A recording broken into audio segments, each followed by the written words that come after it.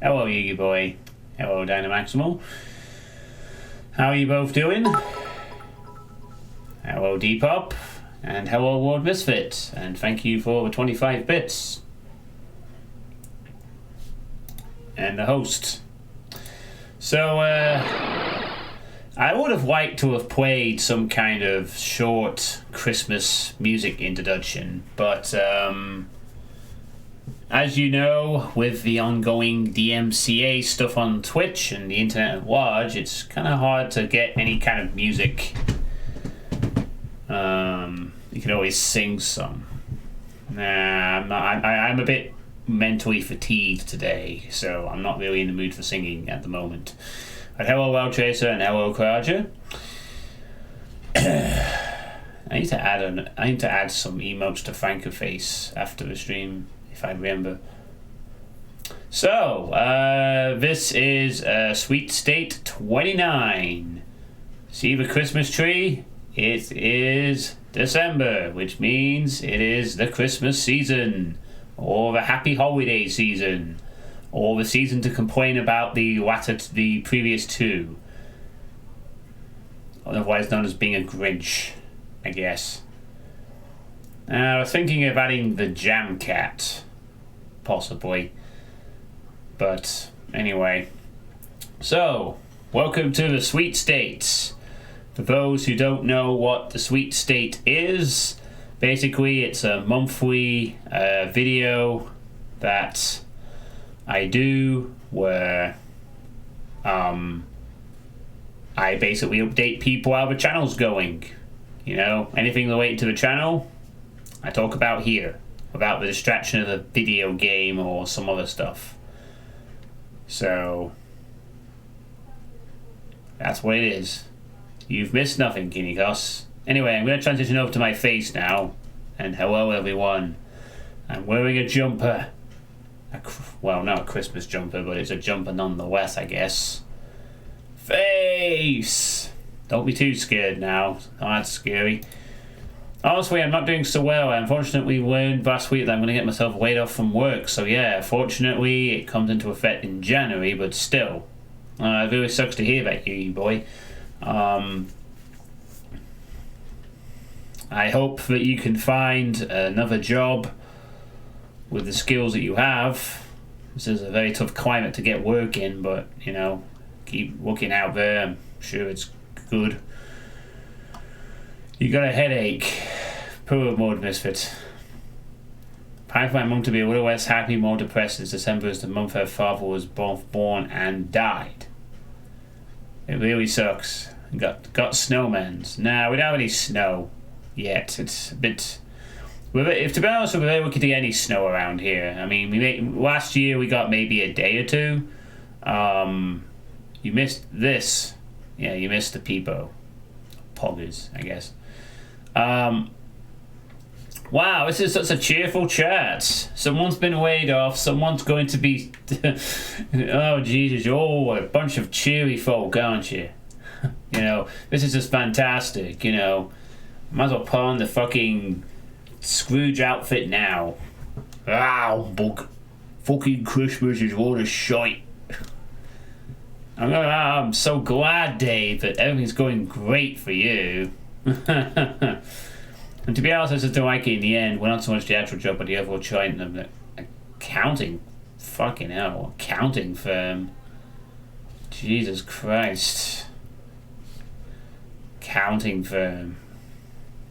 Wow. I can imagine. The economy's going to shit, but never mind that. Accountancy. The only thing your bullshit streams were today. Yeah. We listen to you, you listen to our grief too. Yeah, I guess that's how it works. I am now your grievance counsellor. You know, I am here to accept all your grievances. I will offer no solutions, but luckily you don't have to pay me. Unless you're Lord Misfit, who has already paid me, but it's cheap. You pay 25 cents. It's like a bum on the street. Spare some change. I'll do some counselling for your internet channel. That kind of thing. You know? And you there, Yugi Boy. Oh no, he's tipped me again. Now I have to dance. Yugi boy, stop whining about whacking of work and get yourself a new job. Ward Misfit, try to redirect the conversation and not focus on the fucking past but the present and what you've got in front of you. Who else had a problem? Oh, that was it. It was just two of you, actually. Hello, Drauken. How you doing? Hope you had a good day. Hope you all had a good day, in general. Also, anyone wants HH language. Map 14 and a language won't provide map tiles in the other map. And GTD maps. Oh, fixed map 14. Wow. What exactly? No, never mind. You showed me the problem with map 14. You got a headache in front of you. Oh, take some medicine, headache stuff. Old Misfit. Put the volume down very low. You know, go have a lie down. So to something talk about, it sucked to hear it. At the end of the day, it's not that bad of a thing. I'd much rather work in something I like. Yeah. In a way, although it's different field of work, different country, and different situation of, I suppose, I was similar with my previous job, you know.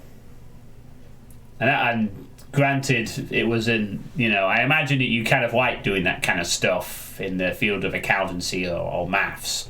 But if you're in a workplace that's really bad, that it's not fun to work in, then sometimes it can be a blessing to sort of be fired or removed so you can find somewhere that is more accepting, you know.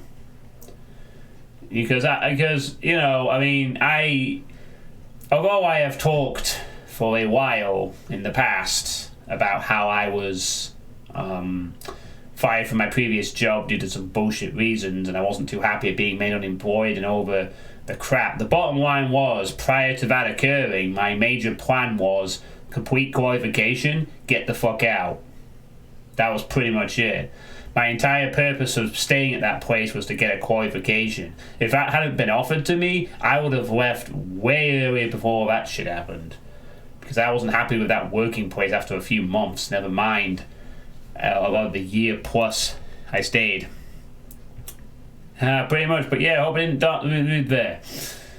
Nah, this is a reciprocal process. This is about me and the people who watch me. You know, I encourage people to express themselves in a reasonable manner. So,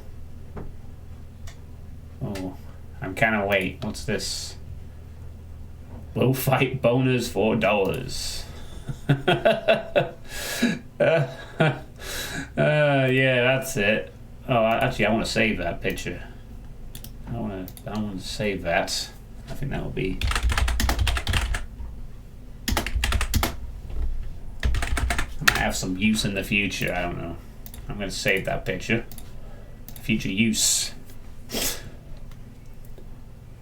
Problem is, I've been seeing more and more people stories of people being laid off, fired for what seems like nothing more than enjoying their job. Oh, you sit at a desk full time too. Well, that's just what happens, Lord Misfit. The problem is, in a lot of jobs, management's job is to manage other people. They don't care about the other people. Well, they don't care about the feelings of other people. It's not within the code of being a manager, typically.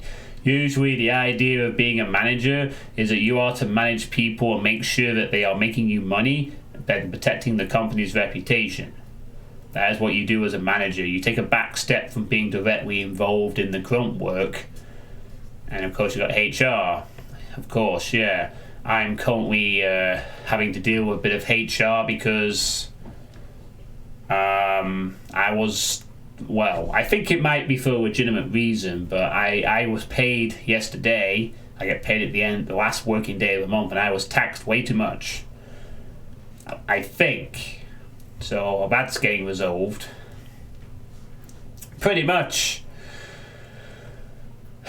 Pretty much, Roger. I mean, I can only speak from my experience in the care sector, but the reason that so many care companies, private care companies, continually and constantly hire, and you see, if at least in this country, I don't know about other countries, but there's always, are you with the light bulb type you use, John? Oh, thanks. A while ago, I used to have a different bulb that didn't have this flickering effect, but this one, unfortunately, I think is energy saving, but because of that, it doesn't mesh well with the camera. So you have this weird flickering effect. It makes it look like I'm in some kind of, well, some kind of 90s VHS tape or whatever. But from my experience in working in the care industry for a bit, you know, the reason they hire you always see them hiring new people is because they rely on this constant cycle of labor as such. You know, they'll have a few people who stay around for a while and make up like the sort of main support, probably people as part of a clique or who just know each other well and stick around and rise through the ranks and make a lot of cash. But for the rest of it, it's people who usually don't stay for very long, but there's just so many people that they can attract because they can offer some stupid salaries for doing fucking horrendous shit. So I've seen that for years and years, at least from a private care company perspective, that they really don't care that much about their employees. They only care about making lots of money and making sure that the employees don't ruin the reputation of the company by getting into some trouble that they can't lie or cover up, in a sense, you know. And that's why you see them constantly hiring, and it's that amoral thinking of the management, you know. They're not supposed to care about human feelings, they're only meant to care about results and the end product.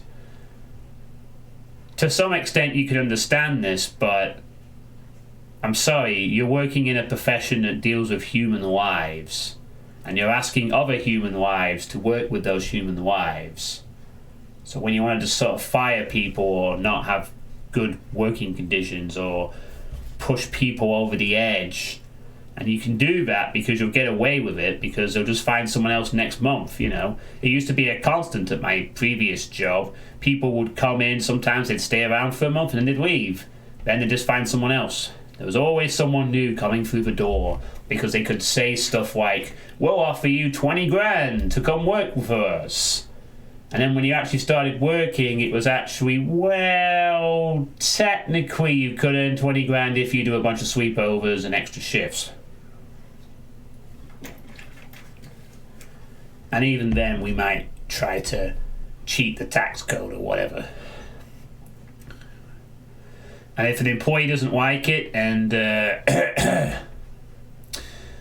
it's not and to some extent, I mean, this is going back to my previous job. I don't want to dwell on it too much again because I spent a lot of time dealing with that last year and the year before.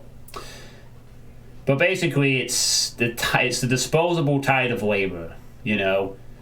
The disposable type of labour, comrade, that applies against the proletariat. Sorry, my inner Antifa came out there. But that's why you always see care jobs, and that's how some places treat. And unfortunately, I don't think it's just a care thing. It's different sectors will be, I imagine, retail, etc. Probably accountancy, you know.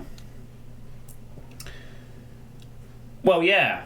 Oh, in some cases, Depop, they get exploited for wanting to care, leave the care company, and then go work for a different care company that also exploits them for wanting to care, and then they go and get experience until they either become managers, adopt, or find somewhere that adopt takes them in, you know.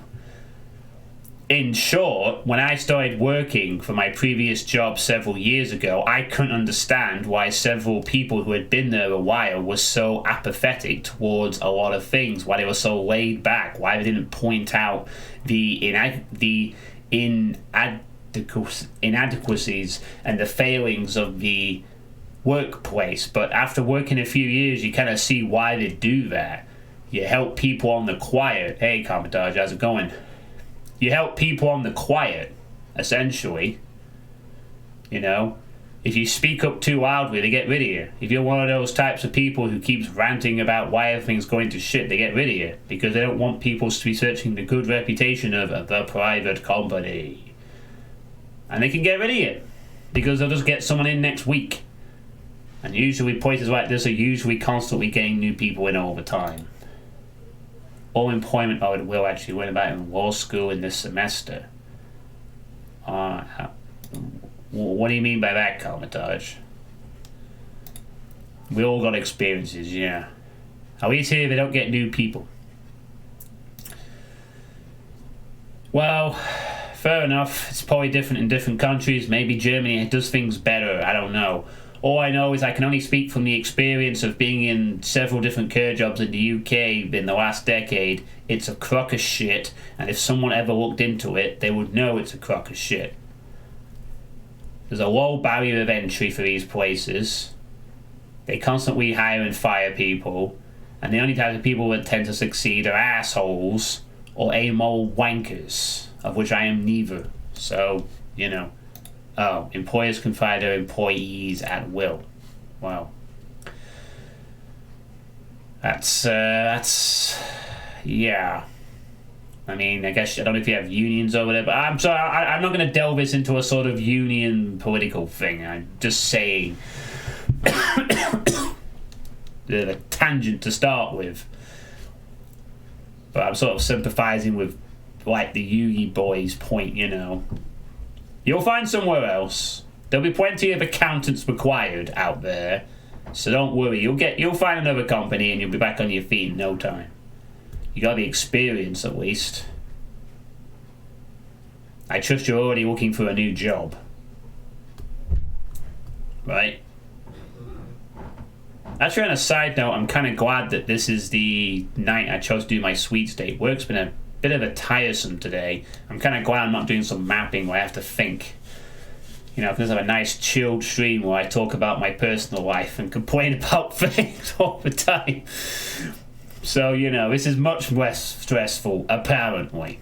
Hey, Mr. Zoe, we have unions for a lot of stuff, but generally your performance will keep you employed or get you unemployed.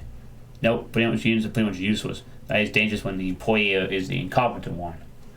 Be glad to start playing the shit out of the point. Well, I'm part of a union.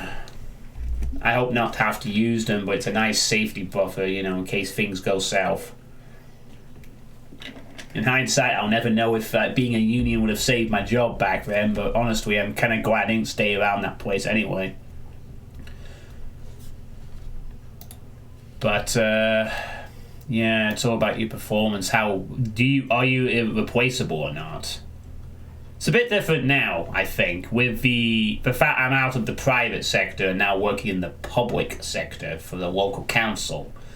There are standards, so, you know, I'll have different sorts of problems, but at least it won't be that, I hope. Sharpwood Stone, I don't know what kind of game that is. Sounds like a thing, Guinea Cost. Day and night to deal with paradox. People get promoted until they're too bad for the position they occupy.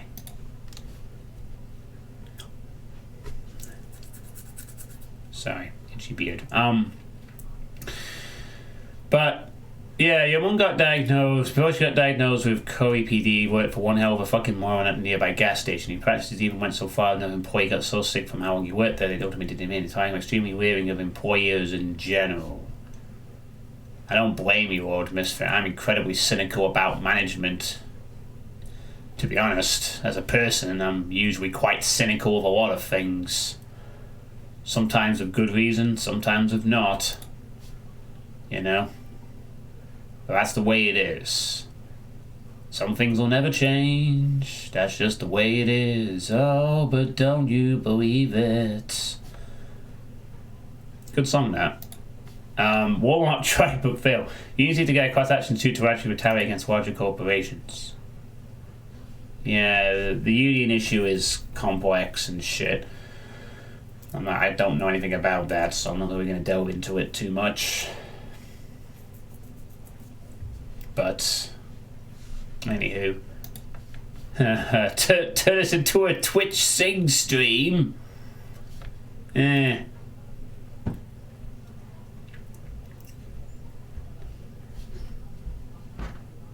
Wow, that's pretty shitty, Kitty Cuss. Good credentials but no skill and position the guy to see a major project. Sometimes it's not what you know, it's who you know.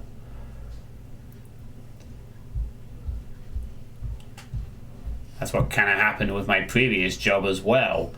We had a decent team, someone took over, imposed some health and safety standards, and then started hiring all her friends. And a year later, it becomes a miserable place to work, and all people care about is the bottom line instead of caring about the kids. It's just fucking terrible how shitty some people get in that. I guess you have to be a certain type of person to do that, and maybe to some extent you have to be prepared to do the hard decisions, but I don't think there's any excuse for people not having some common fucking decency sometimes. You can get rid of people with a bit of courtesy or whatever. You still treat people as goddamn individuals. But, oh well.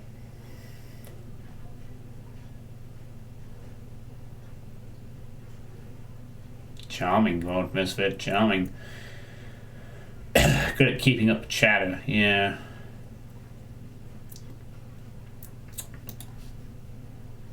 But anyway, gonna delve away from employment woes, even though that's a legitimate point.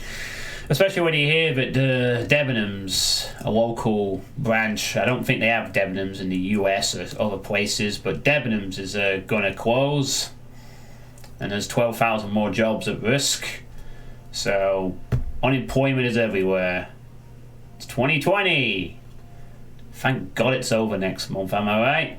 There's only one more month of this shitty year left, and then all we have to do is put up with about 3 or 4 months next year, and then we can finally rebuild.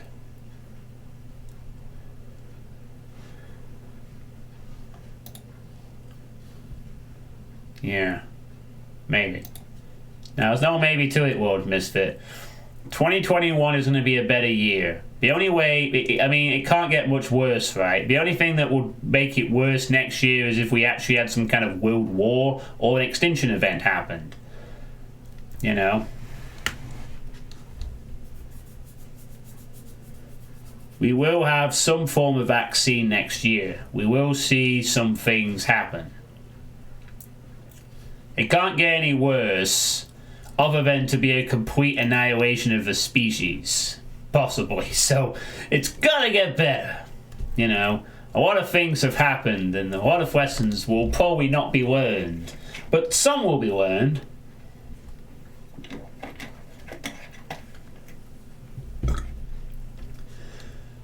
We could have a corona mass injection fight every electric system on the planet. Well, in that case, then I guess this, who knows? About damn time. Canero mass injection.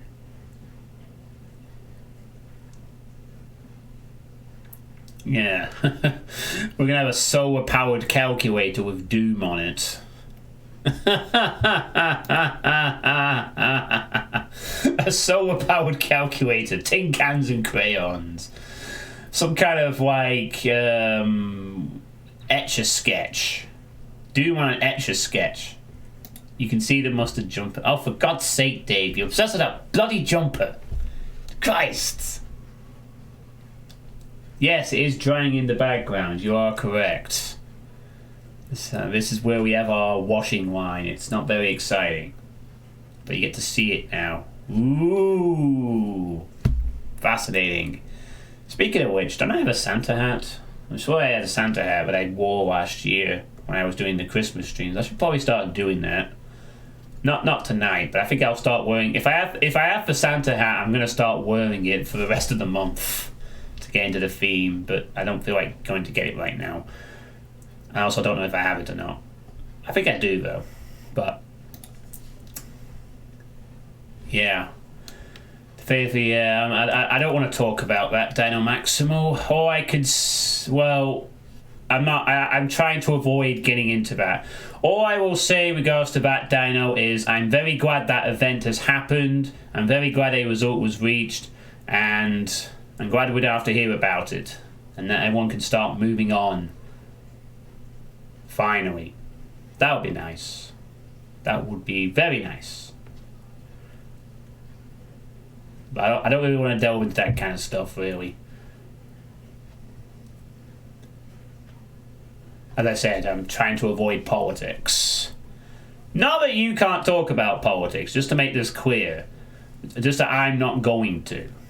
Not unless it affects me directly and I can sort of provide a sort of thing. I mean, even on the sweepstakes, I'd rather not bother.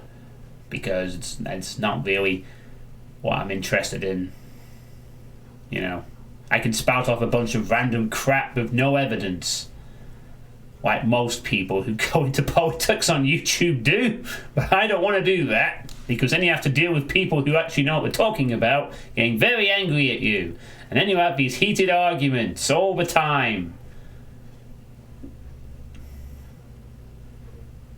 But also, you know, I don't want to be one of those. You know the reasons. It's because, you know, like most people, it's just the year's bad enough as it is, and the last thing we need is another streamer who is just an ignorant citizen who knows bugger all, talking about things they don't quite understand. Naturally, unfortunately, I still claim to know stuff about Doom. So I haven't played it for years, but you know, it can't be perfect. At least it's video games. It's fun. It's light-hearted. I can rant about fucking Boom purists all day. It's more fun. Hey, Chevney.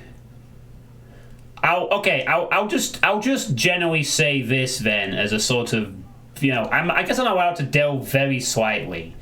I will say that I'm kind of glad you got rid of Trump. That's it. And that's all I'm going to say on the matter. Also, do you realize for the first time in the first term of the president since the 1920s when there was no war? That's it.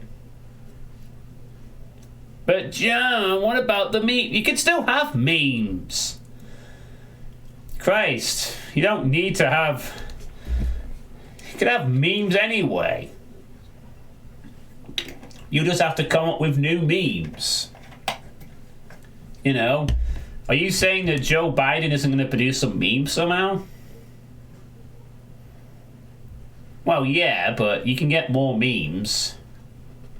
You know? And you will probably still get more memes from Trump anyway. You'll just have to do it in a different capacity. That's all. Do you really think someone of his ego is going to just quietly disappear? There will be more memes. Plenty more memes. And if not, you can just come up with some new ones.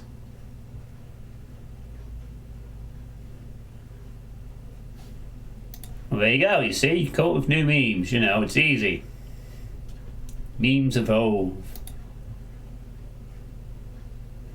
No, Dynamo. We got engaged very, very slightly, and now I'm going to tow away and get on with the personal situation stuff. That's my honest opinion, and I'm going to keep it simple. And I've said it, and that's it. But I don't want to delve it. I guess I'm allowed to do it very, very slightly for a sweet state, but only a sweet state. And only very, very slightly. You know, because I am talking, but that's it. I'm not going to go over the top like I have in the past. That's very reasonable. I don't think a lot of people come to this channel to watch me talk about things like that. And I don't blame them. I don't want to watch channels like that. I stopped. I was subscribed to a whole bunch of, a few YouTubers who used to be quite political-ish. that did some good content, but they were very politically charged. And I just decided one day, no, I'm not watching your stuff anymore. You may make great content, but I don't have the time for all of you, and I don't want to listen to it. I don't care anymore. You know? So I did. You know, I mean, I'll keep my ears open to various things, but I want to take a step back from that kind of getting invested in these stupid internet culture wars and shit. Well, not getting involved, just hearing about it, I should say, I guess. You know? I just want to stream, be happier. And then I'll find out stuff along the way. You might say it was dead simple. You know? Wow, I just realised it's been half an hour and we spent most of this... We've not even started yet.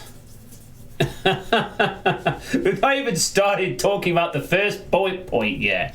It's been basically been an unloading session for everyone's sort of opinions and problems at this point.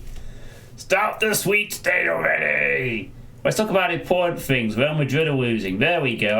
That's always fun. Real Madrid was still losing. Yay. Champions League is bollocks.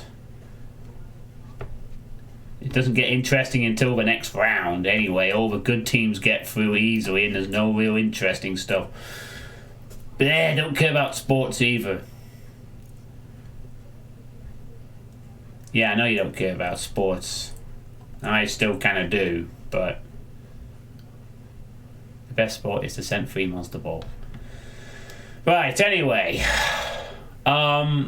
Let's get to the bullet points of whatever I had written down here in my notepad, which I came up with yesterday evening after the mapping stream. So regarding my personal situation at the moment, you may notice things are a bit happier now, a bit healthier. I've now, started a new job last month. I am now in my 5th week of work. For the first time in nearly 2 years. I am working in a school. Cleveland Indians game. Sounds pretty fun. I don't think we got to watch any football games when I was in high school, but I think it's kind of a different culture for that. Yep, I work in a school now. I work in an SEN school for the local council, and it's been pretty good so far. Sometimes, not really. There's not a lot of books for one thing. It's a temporary role. I will have said this last month, so I'll just say it in brief. It's a temporary teaching assistant level 1 role that runs until July of next year for the academic year. Hopefully I'll make it permanent when that time expires. And if I do, that would be great, because this does seem like a nice place to work if I can get in. You know? From what I've seen of the staff and the culture, it does seem like a genuinely quite nice place. I feel a lot happier working there. Sometimes I do feel that I'm not quite the best fit all the time, but I think I do a good enough job. You know, sometimes I feel like a fucking imposter in Among Us. To make a sort of reference, I guess. And I'm just waiting to be found out, but that's just imposter syndrome, I guess. And also because I don't really have a lot of experience working in a school, a proper school, not a shitty private one, but like an actual school with actual quality and standards. Not really. I don't sabotage things. I just suck at being firm, to be honest, at times. But that's because I need to get to know the kids, you know. I have to figure out I'm being very careful. I don't want to screw this up. You know, I still want to be in a job by the end of the next year. I want to make this a permanent role. I'd probably be a little more confident if my job security was established, but because it isn't, because I'm this temporary part, I gotta be very, very careful about not screwing up and, you know, rushing into a poor judgment call. That's what cost me last time. So I'm being very careful. I'd rather be too careful than make one bad mistake and blow it. It's a different environment, but still. Am I good with names? Yeah, I'm decent with names. Takes a little while with some, but I definitely remember some names. Not that I'm going to give you any. But, yeah, if I work if I work with a group of people long enough, I start to click names together. Usually. But yeah, it's been good so far in general. I definitely feel happier working there when I did that I've done for a long time. It feels like a kind of place I wish I had started working in a decade ago. It's the kind of place that, as someone who does enjoy working with SEN kids, is the kind of place I envisioned when I wanted to do that. And it's just a shame that it's taken this long to find a school willing to give me a chance. And even then, it's because of, well,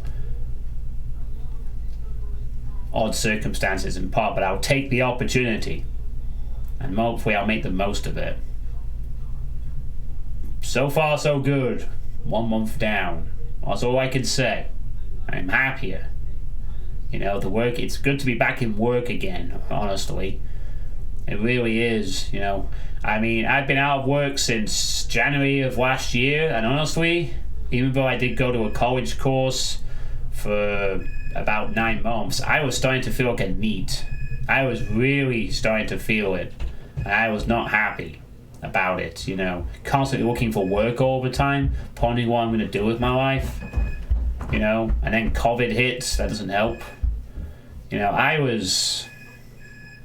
If I had not found this job and I was still looking right now, I'm not 100% sure how I'd be feeling tonight. Because I did say that I would want a job by the end of the year, and thankfully I got it. I dare not imagine what it would have been like if I'd still been seeking employment as things are getting worse. But no, got this job. It's great. Feels good to be back in a sort of a routine, a working routine, I suppose you could call it. It's not nice getting up at 6 o'clock in the morning 5 days a week, but it's it's part of the job and I enjoy it. When things are good, they're good. I get on well with most of the kids, really, and I am learning new things every day, pretty much. So I'm probably not going to be earning as much as I thought, though, at least for this period of time. But that's fine. I'm not too bothered about that, because if I go full time and rise for the ranks, I can earn a little more on top. I'm very happy with the hours, and because I think, though, the reason that I say I'm not too fussed about the hey Vlad guy, when else something weird and stupid, I'm currently trying to replicate the inside of my house in GT Burger because I feel like it. Oh, my house.what syndrome happens to us all.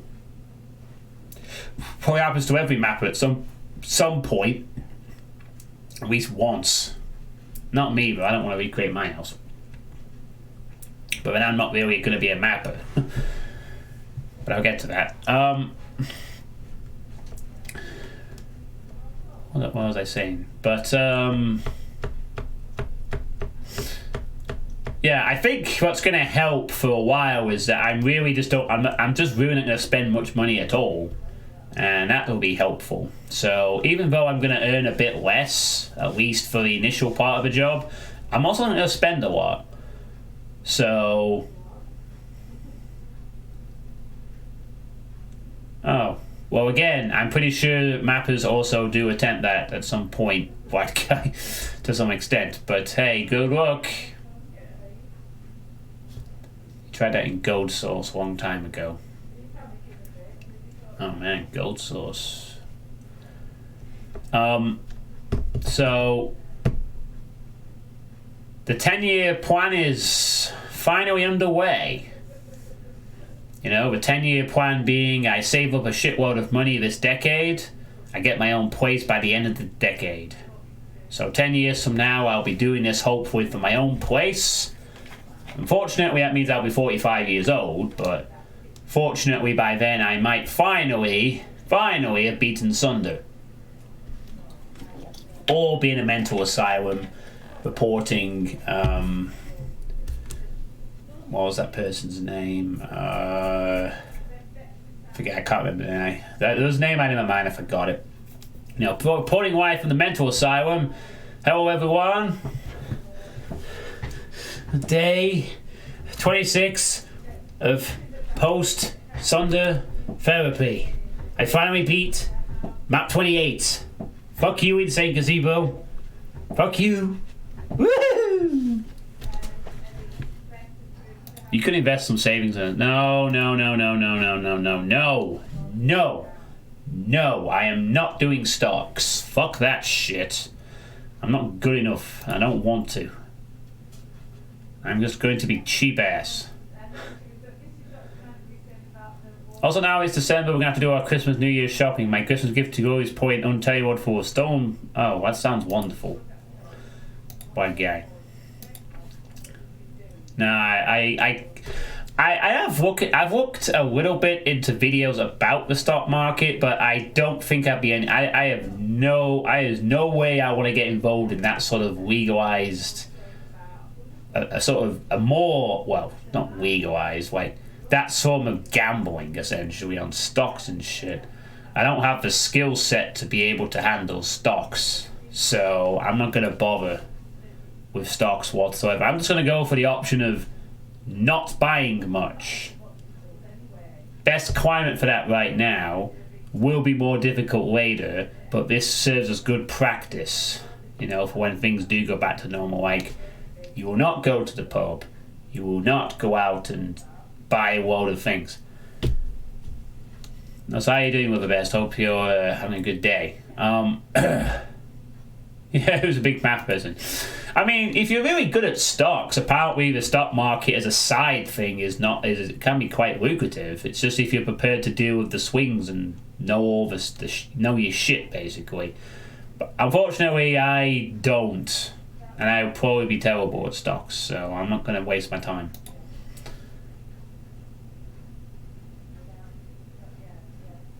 You know, and then you got the whole. I guess if you treat it as a hobby, it's probably okay. But obviously, people doing it for that are trying to make a little extra on the side. Well, guess what, folks? This is my hobby, and this is where I make my money on the side. Like, actually, seriously. So I don't need stocks. All I have to do is stream. And I will be paid millions and millions in my imagination. And then Lord Misfit will donate 25 cents to me again, and I will dance like a monkey. And that's how it works. Lord Misfit is like 10 cents this time. And then 5, and then 10. And then he's just being awkward. So you can have his name appear 3 times. Can have it 3 times. Can I do it in 3 different bit sizes? This is like, it's kind of like if you're donating on the street to somebody and you're shouting really loudly, "Here, have $20. I'm giving you $20. Hey everyone, look how generous I'm being." And then Shaftney is like getting a megaphone and saying, "Hey everyone, $50. And thanks for that dance, monkey. Just shutting the door, John.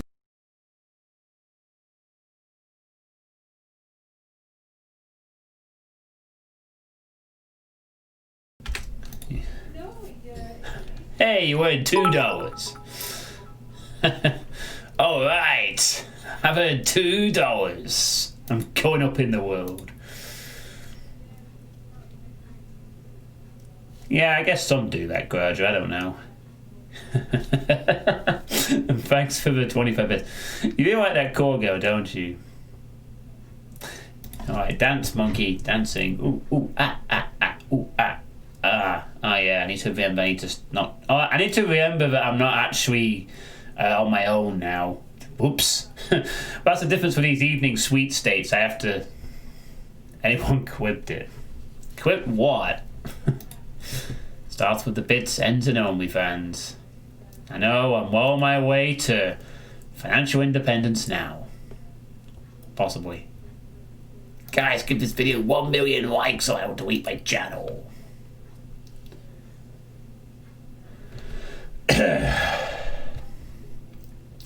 But yeah, like, kind of, you know, I mean, this is like a, you know, I mean, it's... I would never have imagined several years ago that I would be able to make any kind of money doing what I enjoy doing, which is live streaming. And now here we are. It's not much, but I'm happy with it. You know? I'm happy with it. I really am, you know. I mean, I do this for free, and you know, I just do this for fun. That's the important thing. I've said this before and I will say it again. I'll never be one of these people that streams for cash. Unless I'm like really desperate and I'm about to lose my fucking house or something.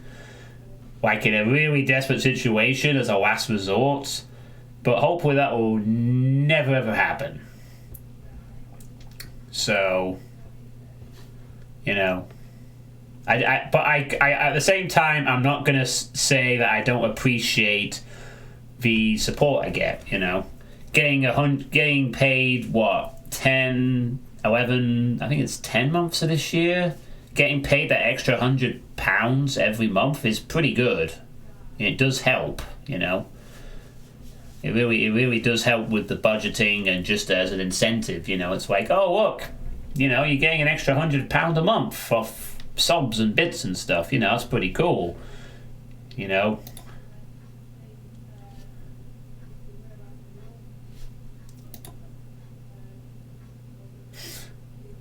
Yeah, not a job. No, that's something I couldn't do. You know. I'll try to keep it brief because I know we've had this conversation before in previous sweet states, but basically, while I do enjoy doing this, I don't think I'd enjoy it if I was forced to do it every day as a job. I think it would get to the point where I would get tired of it, and then I wouldn't have anything to escape to. You know, I imagine it would work for a while. But because I'd be so dependent on receiving constant donations, it would probably be to the detriment of my enjoyment of the process. And eventually I'd just get burnt out and depressed, because this for me is my escapism from working. If this becomes my work, what do I then escape to? Other than books or watching YouTube videos. But I enjoy this escapism. I enjoy doing this. I don't want to be deterred from doing it because I'm forced, essentially. So, yeah, I mean, I'm glad I did that for you, Kinney Cost. A bit on a whim, granted, but I'm so glad that I managed to help you get that NUC, and now you're streaming, and I've helped improve your life a bit, you know. That's the kind of thing I like to do, help people have a happy day. Not even necessarily just with financial aid, but like being an entertaining channel, you know, trying to help people as best as my very limited experience can offer, you know. Even if it's just a case of you had a hard day at work and you choose this channel to be your entertainment for a night or a day or an afternoon or whatever, you know. Even if you're just mapping in the background or working on something in the background and you listen to my voice and you're drinking a coffee right now and your name is Jaws in Space and you have 3 fucking projects to do. Where the fuck are all the projects, Jaws in Space? Where are they? Then, you know, I'm glad I can provide that entertainment.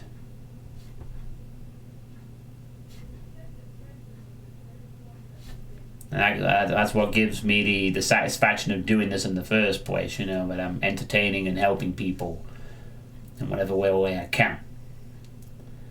You know, empathy saved my life, and it will continue to do as such. So, yeah. very happy in my new job.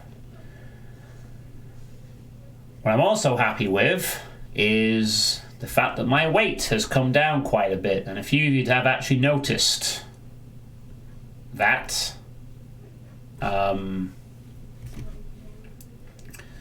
So I am actually close to losing 3 stone in 9 months. Very close to that mark now. Not as thick, no. I mean, excuse me, sorry. I am very close to being within the 17 stone bracket for only the second time that I have ever well, not the second time in my life, but the second time I've ever recorded since I've started recording my weight every so often. You know, it'd be for me. This would be uncharted territory if I managed to pull it off to some extent. I mean, when I consider that going into lockdown in March, I was weighing it. I was trying to lose weight and failing, and I was getting close to 20. At one point, I actually weighed 21 stone, just for a week. But I still weighed 21 stone at one point during the March or April. I think it was late March or something like that. Because at the start of the year, I was still going out to the pub several nights a week. I was still snacking. I was still, I was in college, but I wasn't too happy. The IT stuff wasn't working out. I wasn't too happy. I was probably a bit depressed, to be honest. And I was basically not going anywhere. And then to go from that, and because of the COVID, to then have to change how I think, I couldn't go to a pub and escape anymore, because that's what I used to do. It used to be, I'm not going anywhere, and I'm going to go to the pub and watch some a football match, and just drink and eat.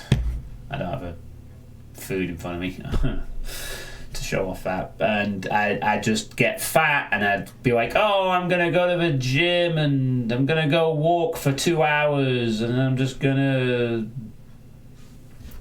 blue collar style job, yeah. I'm just gonna keep eating and snacking and really not getting anywhere. And then since then, ever since I continued to weigh myself weekly, since I had to sort of change my ways a bit, I've gone from being 21 stone to being 18 stone free. I've already lost 2.5 stone this year within 8 months.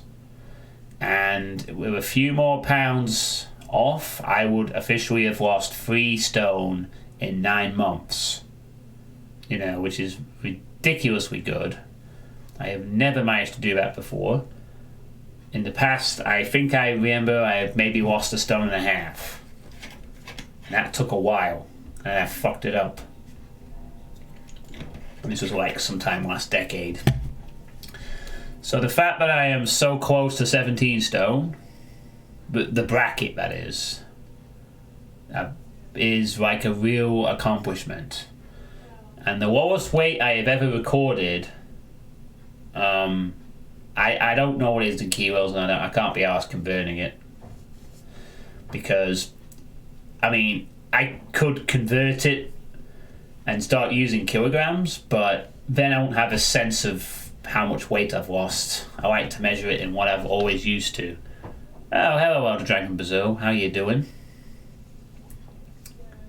Finally, you got your live. Yes. I don't know. Can we do stone to kilograms? I guess. Let's see. Well, 17 stone is apparently 107 kilograms.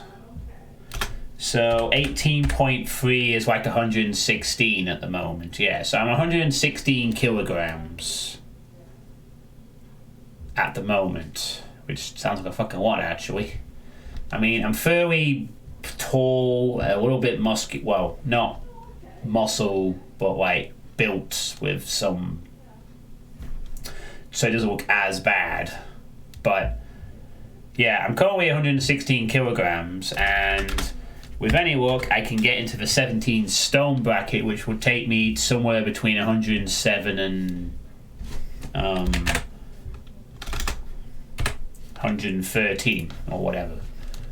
Hey, Brother Faros, how's it going? Oh, in Brazil, it's 5 o'clock. Very nice. Quiet and under 60 kilograms and barely 168 centimeters. I was giving that 1 more centimeter, god damn it. If you stretch on your tippy toes, I'm sure you can reach it. I'm glad to hear you're fine. Brazil, Dragon, I should say.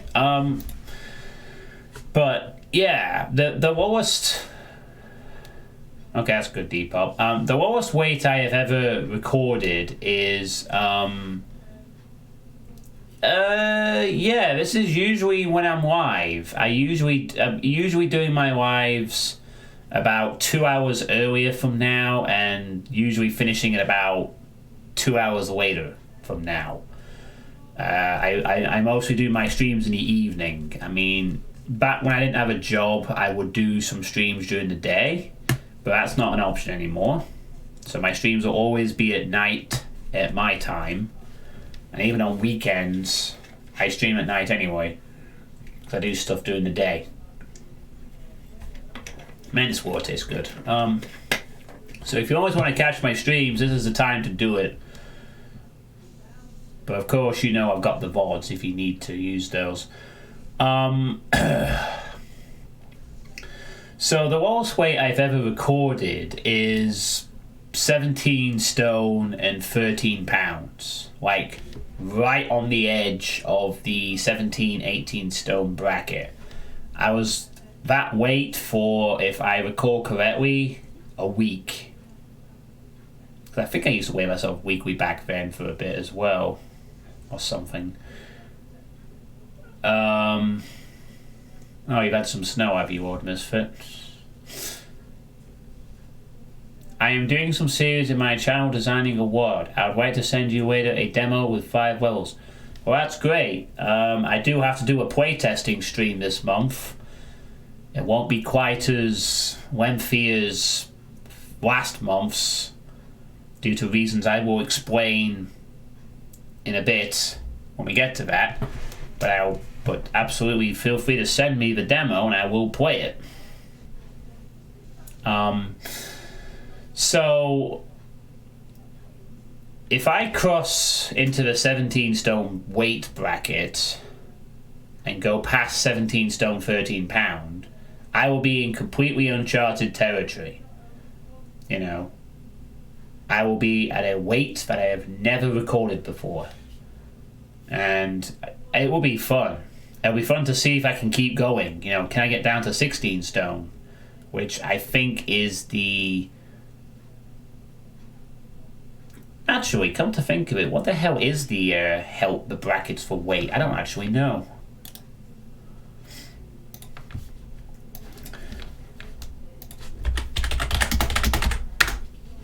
I need to check that again. So I'm on 133. That's, sorry, 133 is 21 stone. 18.3. Give me. I always see both of you in the chat. What is the weight scale? What do they call it? The BMI scale, is it? Like of healthiness? I don't actually remember. Oh Christ, no. I don't want to fucking... okay, hold on. Weight, stone. We'll say 18.3. 35, male. Ethnic group? Fuck off. Ah, Jesus Christ, what the hell is all this shit? Hey, thanks for the 6 bits, Elder Dragon. Welcome to being bronze tier on the weekly bit list. this is a fucking NHS thingy or whatever. I Activity level? I'm not going to do ethnic group. Why are we asking white? Activity level inactive, less than 30 minutes a week. Moderately active, between 30 to 60 minutes a week. It's a job count. Brisk running, cycling, dancing. Active job. Okay, active. Let's calculate. I'm just calculating my BMI. Oh, Jesus Christ. Serious? No fucking way. You gotta be kidding me. No way. I gotta lose that much? What? Fucking hell. Wow. I did not think I was that bad off. But maybe it is this case. I don't know. I mean, maybe I should show you what I'm looking at. To check there's nothing here that's incriminating. I don't think there is. Let me just pop the webcam in the corner for a second. I'm seeing this for the first time. So I should probably show you the thing I typed in. So I've put in 6 feet 2 inches because I'm 6'2". I am a supinator now. I put in 6'2" inches, 18 stone, 3 pounds is what I weighed myself on Sunday. 35 years old, male, ethnic group, live streamer. And I'm active because it also includes an active job, so I'm active as fuck. And apparently the BMI result indicates that I'm obese. Apparently. This is the NHS.UK BMI calculator. So it says that the healthy weight range for my height is somewhere between 10 to 13 stone. That actually surprises me, honestly. I thought the healthy-ish range was somewhere around 15, 16 stone. It's considered average in the US, 283 lbs is your weight in pounds. I mean, I could be wrong, but this is. I'm not 7. Okay, I'm not 17 stone at the moment. I'm 18 stone 3.3. So apparently, I have a BMI of 32.7. I'm obese as fuck right now, and a healthy weight range is this.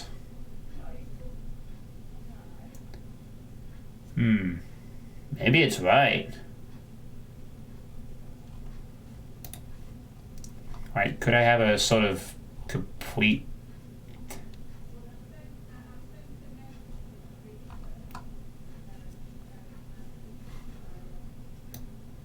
Waist size always matters, okay. Rotations, next step, okay, whatever.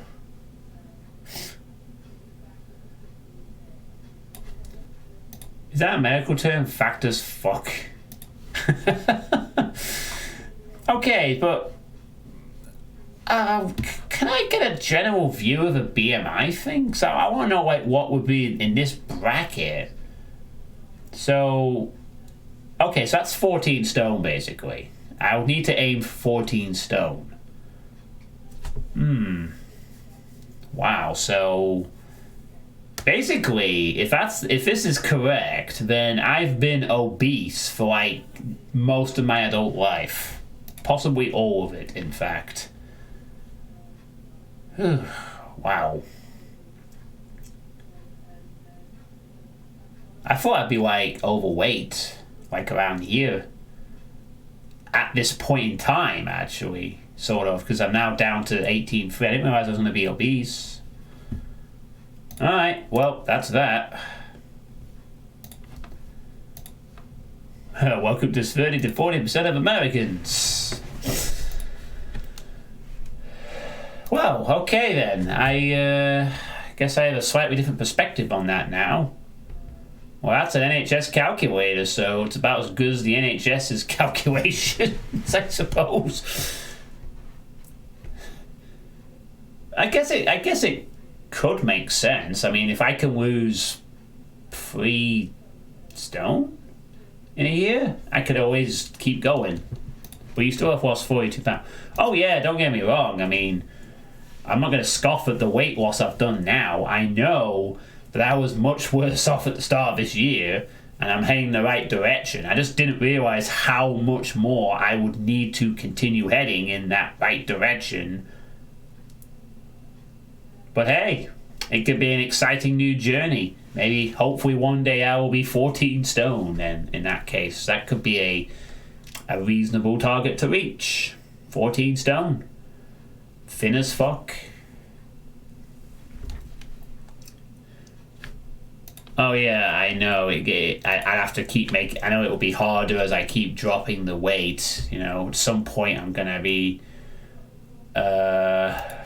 struggling. You know, I already know that like I've had to change things. I've had to change little things here and there. To sort of keep the weight loss at times, but I generally know I'm going down, so that's the plan. Fitness influencer type.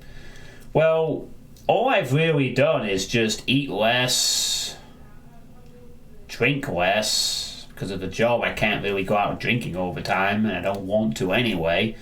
And exercise as often as possible, which in my case at the moment is after work. Sometimes I go out for a 30-minute walk, and then I'm in a job that requires me to move around a lot anyway, so that's helping me out.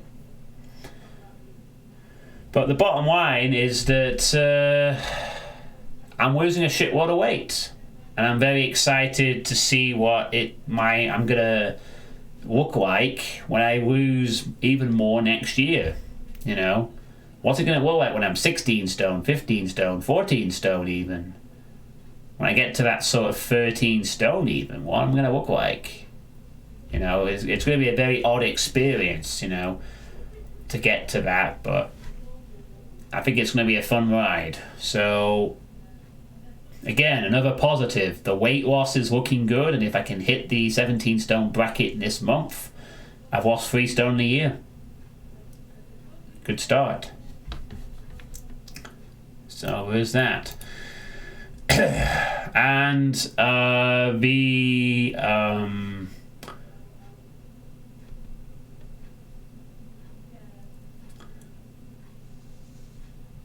the only other thing on the personal situation front for me is that I'm going to become an uncle this month. As a lot of you will probably already know, when I made the announcement several months ago, when I mentioned it on the stream, but my sister is going to be giving birth this month to my new nephew. So it's apparently due on the 21st of December. It may be earlier than that, it may be later than that. We are hoping it's going to be a few days earlier for reasons. But basically, I'm going to be an uncle. Uncle John Suitepee. It's going to be good to see. You know, it's going to be a cool little extra responsibility I'm going to have. And where did I... Oh, I'll put it under the desk. I had a mug. No gaming today, Carmitage. This is a sweet state where I just talk about stuff, the state of a channel. But don't worry, the mapping and other stuff will resume tomorrow and whatever. As I said, I'm kind of glad that I'm not doing any gaming because I'm a bit mentally fatigued tonight, so... The absolute state of a channel, yes. So yeah, I'm going to be an uncle. And with that in mind, I'm hoping to visit my sister down in the south of the country over Christmas. That's going to be the thing that we are hoping we can pull off. Telling stories of Sunder and the like. I'll have to wait a few years before we can do that. I don't know how much a 9-month-old baby will understand Revenants and Sunder and Do Not Trust Insane Gazebo. I can't really go like, oh, he's a good baby. Do you want to hear about how I basically spent 8 hours on map 19 of Sunday? Oh, yes, you are. Oh, you'll never, you know. You're not like Rubik's. Rubik, you don't make me suffer on a regular basis. Ooh, you're not like Alfredo. You know, you're not like Alfredo. We don't have to put this warning up for you, little baby. Oh, no, no, no, no. No, no, no. Now you go back to sleep now. Or something like that. What the hell is a revenant? And that's when I get kicked out of the house and... Why are you back waking out? An insane gazebo Christmas with a million line deaths and no text, of course. Ow! Damn nails. But yeah, I am hoping to visit my family and my sister and basically the rest of my family. You know, studies show it's not about what you are telling for babies, but the tone of the voice. Yeah, I've seen that. Basically, you know, just speaking to the baby helps it to recognize different voices. It recognizes its mother's voice after its mother and father's voice after a couple of days, and just talking to it can help with language later on, which is why people do it, of course. It does help with their development, even if they're not actually respond. It helps them to learn how to respond to human speech. It is all kinds of baby studies that I don't know about, but basically talking to your baby going, Gooka, who's a good boy? Who's a good boy? You're a good boy. Oh, you're a cute little boy. Very helpful, you know.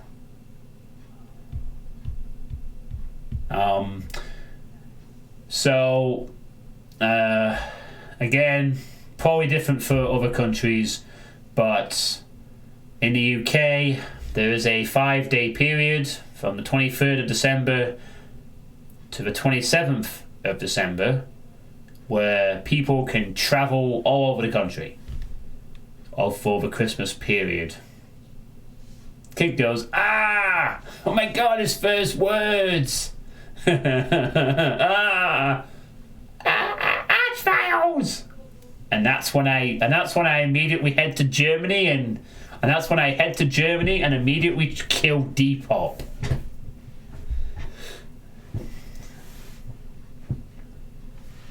I'm fucking blaming on him. And then if the baby starts supporting Bayern Munich, that'll be the nail in the coffin. So all I ever did as a child growing up was play Wolfenstein 3D and Doom. I definitely remember playing Wolfenstein 3D once upon a time on some office computer way back. But that was like way long ago. I saw them playing Duke 1 and 2 at some point. Anyway, I digress. So there's 5 days in the UK, 23rd to the 27th of December, where we can travel all over the country. And hopefully we are going to use that time as soon as I start running. We're going to use that time to hopefully go down and visit my sister. So it depends on if she has the baby before then. It depends on if we're still allowed those 5 days.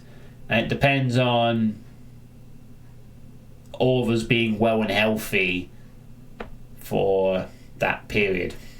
You know, hopefully none of us catch COVID before then, thus making the visit impossible. Because essentially, if all goes to plan, I go and visit my sister for Christmas, get back up here just after Christmas Day, and I'll get to see my sister for the first time in... Fuck, when was the last time I saw her? Like, start of the year, I guess? Yeah, start of the year. I got to see my new nephew, my future, what do they call it? Is it when someone gets married? Is it brother-in-law? Is that right? Brother-in-law? Where your sister gets married to someone, then it's brother-in-law, isn't it? Something like that. Either or, Dave. You know what I'm talking about. So it would be really nice to spend Christmas with, as a family, because we're kind of separated right now. Sivard.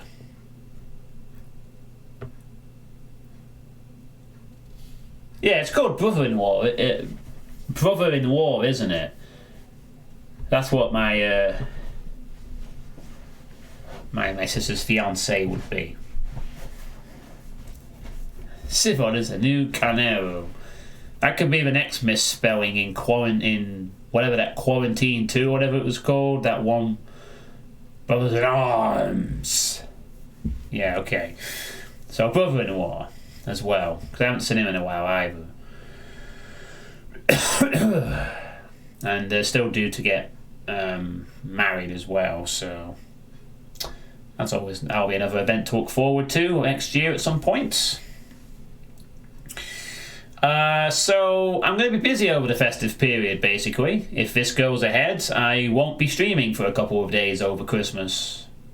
I won't even be here. I'll be in the south, hanging out with my family, seeing my new nephew, being a responsible uncle, and depending on what tier zone the south is in, maybe even going to a pub and having a drink. So I mean, I imagine, I don't know if other countries have these gaps or whatever, where you can go visit your family or whatever. I don't know what other countries are like in terms of the tiers or lockdowns or whatever, but I hope you all get a chance to see your family or friends over the festive period. Speaking of drinking the pubs, you also will ends. Don't drink in a canal beer down there. I'm sure you can try vegetables without me, John, don't worry. Yeah, so, I'm looking forward to it. I hope we can go ahead and do it. I mean, it does mean that obviously after this period there will be a third lockdown in the country, because everyone's going to take the piss over Christmas and we're going to end up raising the rate to the fucking roof, and then we'll be in another lockdown for January, but I'll take that trade-off, quite frankly. Yeah, the whole trilogy is pretty great. Just in time for my birthday! Yeah, well, that's in my country. I don't know what's happening in the US. Hopefully they're finally starting to take it seriously now. That will be a good start. Which is the 12th. Yeah, I know. I have your birthday noted down. I'll have to start buying birthdays and stuff again. Take it seriously. Yes. Take it seriously. So the reason I'm sort of mentioning that I will be busy over the festive period is to make a wonderful segue into talking about mapping streams. Of course. Because that's what I've been doing recently, and that's what I'm going to continue to do for most of December, to be honest. Because you have my curiosity, but now you have my attention. And here it comes. Here what comes? The crowds of mapping enthusiasm. I'm actually mapping right now. Oh. You're probably not the only one, Crowd. There's probably about 5 or 6 others mapping right now. Some are working. And at some point, if we're really lucky, Pinchy Screen will show up and say something in about 20 minutes' time. And it'll be completely random. Or he'll just do that Bobsy thing again that he always does. I miss Pinchy streams, but I understand why he stopped doing them. That doesn't surprise me, Dave. But yeah, I'm going to be doing... oh yeah, they were crying out for people to playtest that in the Bridges Discord. Elevator. But I've got enough to do.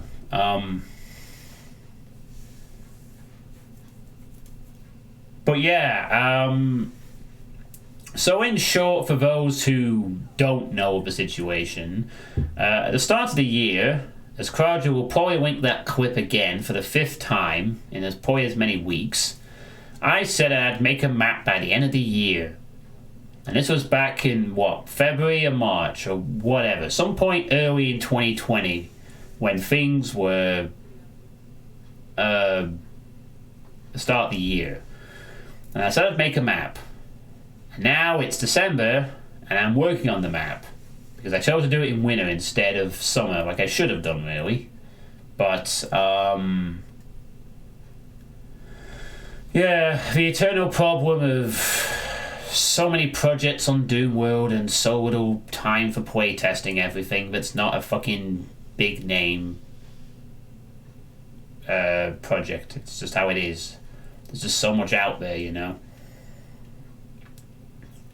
Hell, no doubt when I eventually upload my thread to Doomworld, I'll probably also have the exact same problem.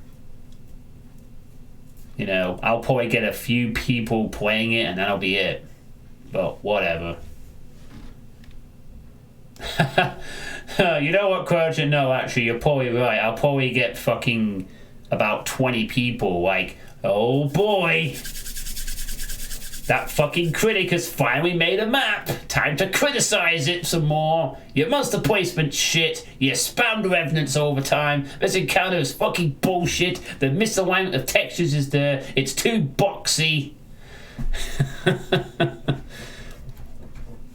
No, I don't want to collab on a map. No, I don't want to do another map after this. I really don't. Sorry, Garger. This is not the beginning of my mapping career. This is the beginning of me not getting back to what I want to actually get on with. Sorry. Mapping is...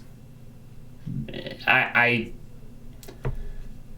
prefer to play maps rather than make maps. And I've always maintained that stance. Not that I'm not enjoying some parts of the mapping process, but... Well, thank you, Crowder. I was expecting you to link that a few moments ago. There it is. A friendly reminder. In case you needed it. 47 views. Damn.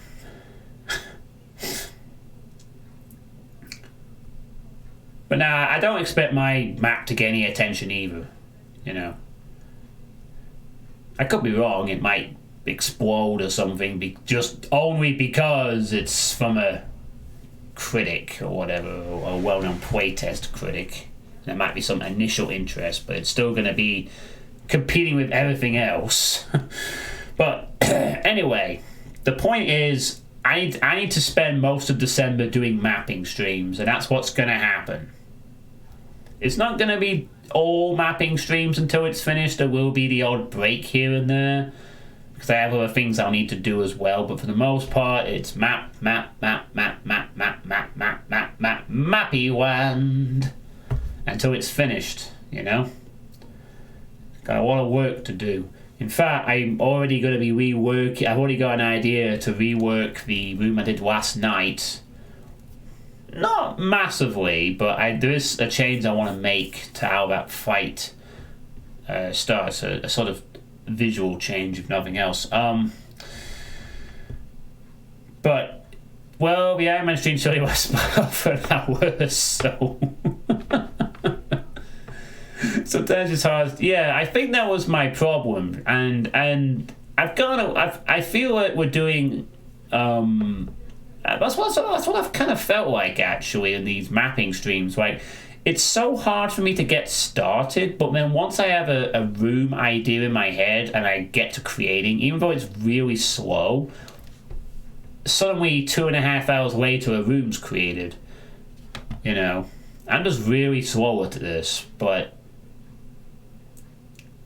You know what the mapping games are, yeah. So, the reason I mentioned about being busy over the festive period is because I'm ideally wanting to get my map done within the next 3 weeks. Because I break up from my work for Christmas on the 18th of December. You know, that's when I'm no longer at work for 2 weeks. So that'll be my Christmas period of relaxation, hopefully going to visit my sister and my nephew, and finishing off the map. And God knows what kind of planning that will involve along the way. So I'm ideally wanting to have the map done within the next 3 weeks because of all this, because I won't have as much time in the there's going to be a few days off in the festive period where I'm going to be doing something else, so I really need to make the time count now, to be honest. Yeah, fair enough, Stephanie. So I'm afraid if you don't like mapping streams, you're going to be a little shortchanged this month, but understand that I need to get this done by the end of the year, and I'm not going to have a lot of time to do it around Christmas time, I don't think. There will be a couple of streams, but by that point I will hopefully be at the stage where I am just polishing it off with all the encounters finished. That kind of thing, It's just a case of add details, learn all the technical stuff like how to name the map, how to upload it, how to look for a music track, make little tweaks here and there, do the balance testing, set the par time, little technical things that I don't know how to do and I need to learn. Yeah, I'm going to have to pick a MIDI, but I'm only doing that at the end of the map. I'll have to find something that fits. Most likely I'll probably just be doing what most mappers do nowadays and just go to Jimmy's website and pick something that remotely fits. Unless I can think of something more specific that might suit the map's theme, but more likely I'm probably going to use a Jimmy track, because why the fuck would I not want to use a Jimmy track if it's, Jimmy has a bazillion MIDIs I can use.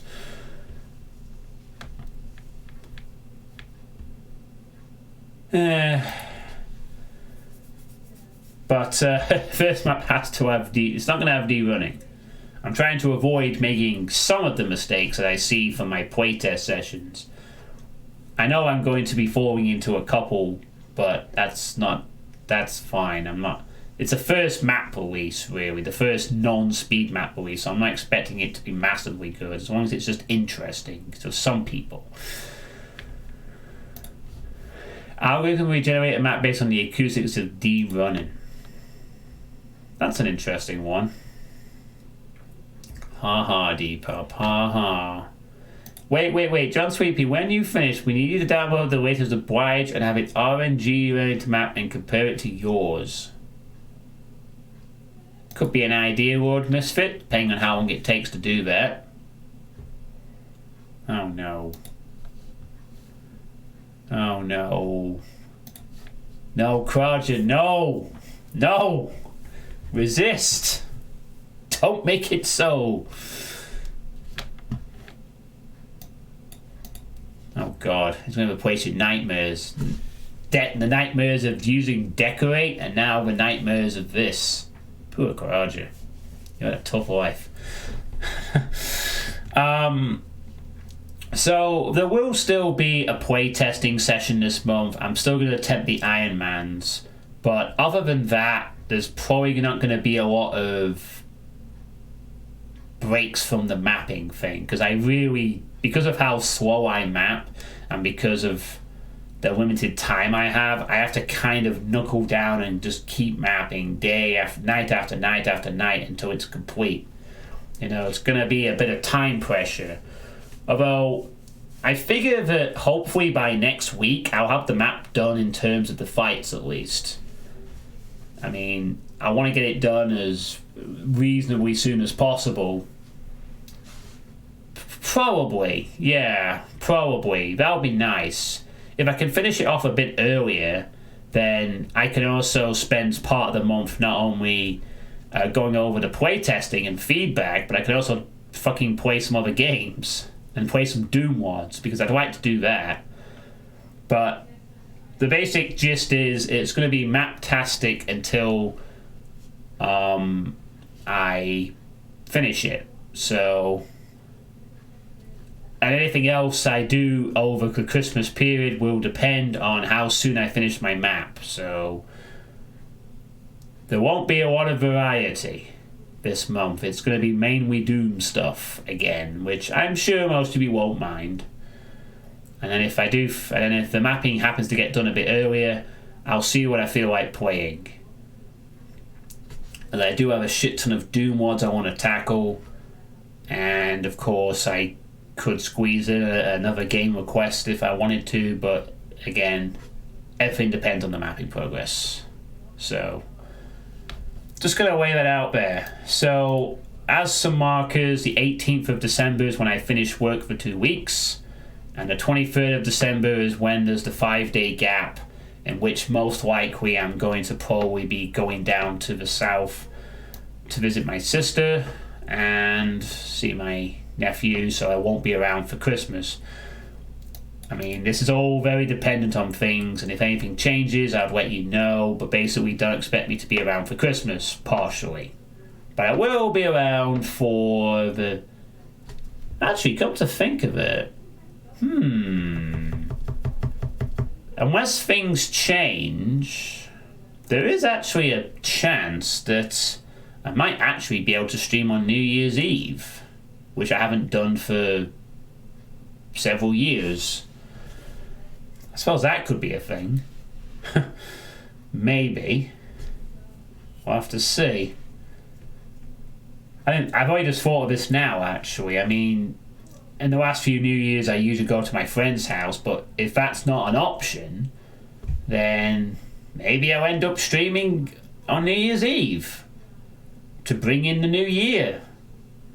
I can get some drinks, we can have a little party, we can do some stuff or whatever, and tell ourselves a good time. It's not like we can go out and go out in the streets and have massive parties, right? Unless, of course, the tiers change or some shit like that, but we'll have to see. I mean, if I was to stream on New Year's Eve, how many of you would be interested in checking that out? Just as a sort of show of hands, if you will.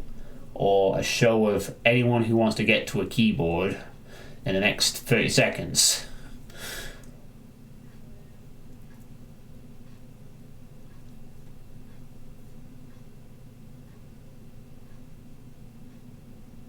I'll just... Me, not me. Or if you're people in the US who like to overexert their freedoms without remembering they come with responsibilities/consequences. I don't think that's just I don't think that's a strictly US problem, but it's probably where it started. I don't have a wife, so I'll be here. As long as you get really drunk. Hello, Derek Akora. How's it going? Not seen you for a bit.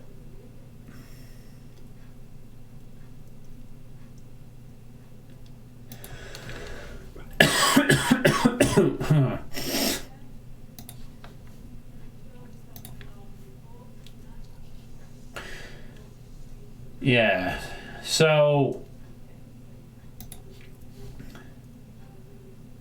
we'll see. I'm not gonna state that I will stream on New Year's Eve, but it is a possibility, I suppose. You know, I mean, there is a chance maybe that I'm allowed to go and visit my friend, or maybe I just won't be in the mood. But honestly, if I have to be stuck in the house on New Year's Eve, I think I'd rather stream and bring in the new year with all you guys and girls. I think that would be kind of fun. My mum might disagree, but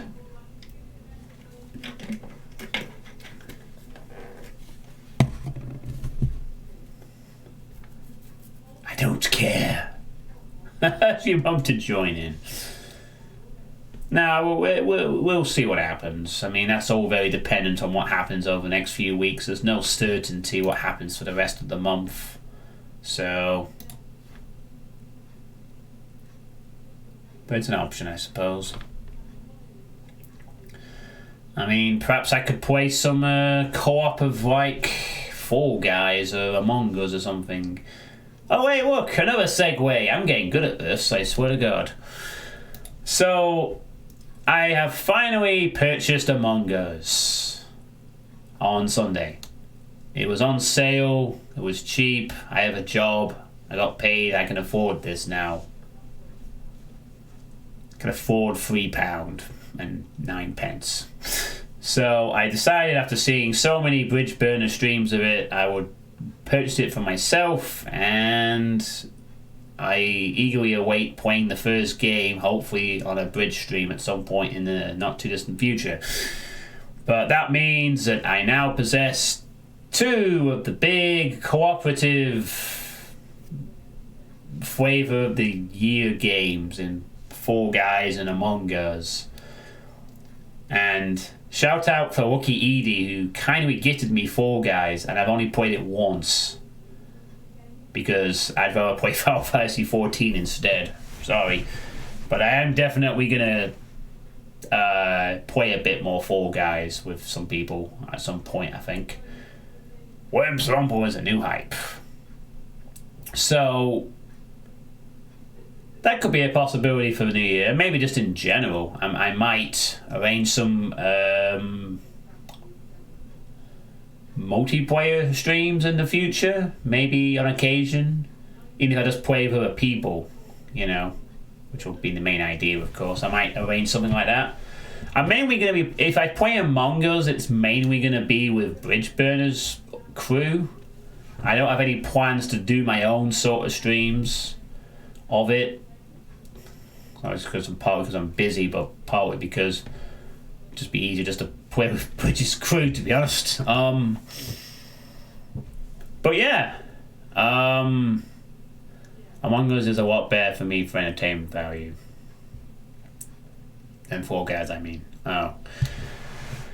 yeah. I mean, I thought I'd be a little more interested in Fall Guys actually, because I was like wanting to play it for a while. And then I just haven't really been that bothered for some reason. I don't know why. I suck at these social games, don't I? I suck at being social, period. But I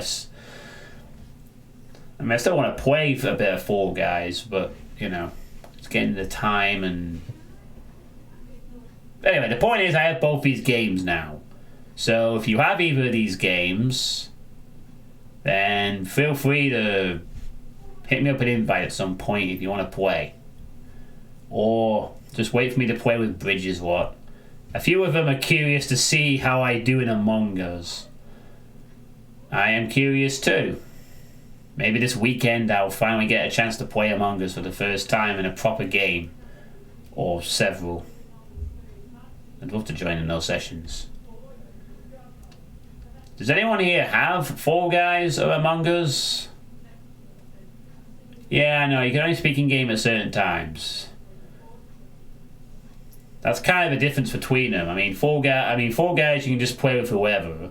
And Among Us you have to get a decently dedicated party of people. Because it requires people to not be cheating and shit. You don't have either. Hugh, Among Us and Whisper Game, you have both. I haven't seen Richard like 3 weeks at this point, because every time he's on I'm Awake he plays that garbage. Oh god, Depop, but you didn't like anything that's new, you only wanted to play all the boomer shooters, nothing else. I'm really clumsy in my life, I don't need a game to experience how it feels to be constantly falling face flat, thank you very much. But nah, it's part of my improvement as a person. I need to be a bit more sociable, you know, with other people a bit more regularly. In that kind of environment, so I really suck at that. And you'll probably notice that if you ever see me in any games, I'm not as good when it comes to group situations, but heyo.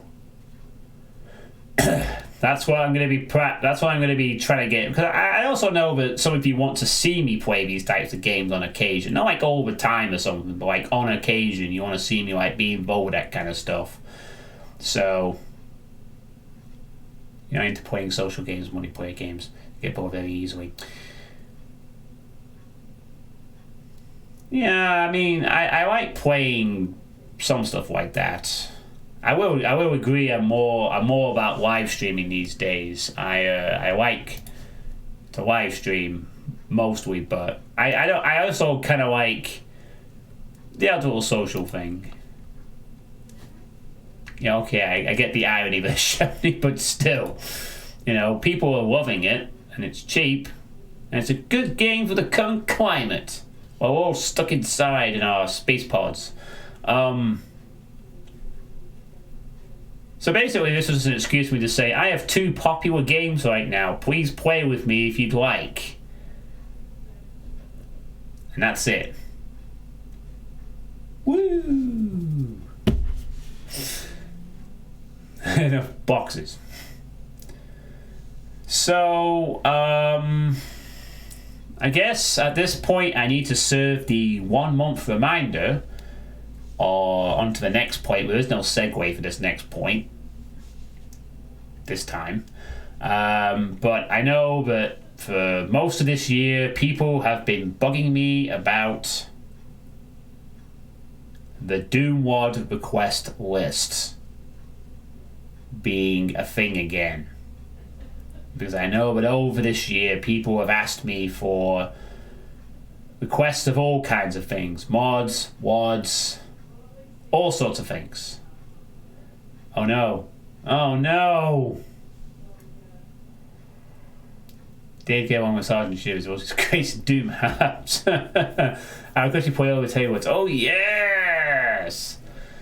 And it's just a reminder, really, that basically, as I've said many times this year, oh yes, basically, next month will be the month where I discuss what I'm going to do. The problem is my next request requires you to play a certain game for the first time. Yes, I know, you want me to play fucking Heretic and Hexen.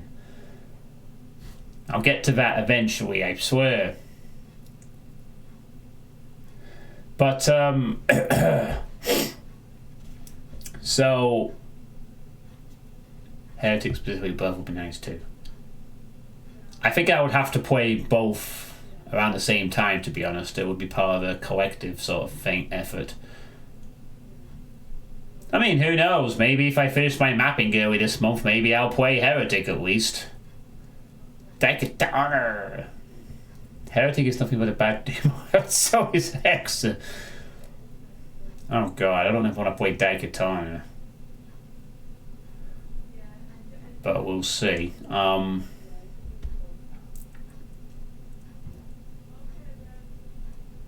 Anyway, so next month I will be talking about the Doomwad request list, and I will be making some sort of a decision on it. I have to be honest with you, I haven't actually thought about what I'm going to do for a little bit, but I know that I've said for most of the year that I was going to discuss it in the first month of 2021, and I will stick to that. So January 2021, Sweet State 30, I will make some sort of decision as to what I'm going to do with that list. Now, just to be clear, this doesn't mean that the list is going to be reopened. It just means I'm going to make a decision about what I'm going to do for it in the future. Because I have a lot to get on with already. Okay, fair enough, Lord Misfit. Real life is important. I just want to get that disclaimer out there, because I don't know what you are probably thinking I'm going to just reopen the list immediately and people can just request stuff, right? Might not be the case. It just means that I am going to make a decision as to what I'm going to do with it. You know, it might just be that I decide I'm not going to reopen it just yet. It might mean a change in how I operate the list. You know? But it will be discussed. Because I know that for a good chunk of my audience, you do come here for the Doom stuff, and you do have requests in mind for me to play more Doom stuff. You know, on top of the Doom stuff I'd already like to play anyway. So, I'm going to need to somehow resolve this and provide a definitive answer for people, one way or the other. So that'll be the big decision next month. So get hyped, I guess. Just a reminder, really. So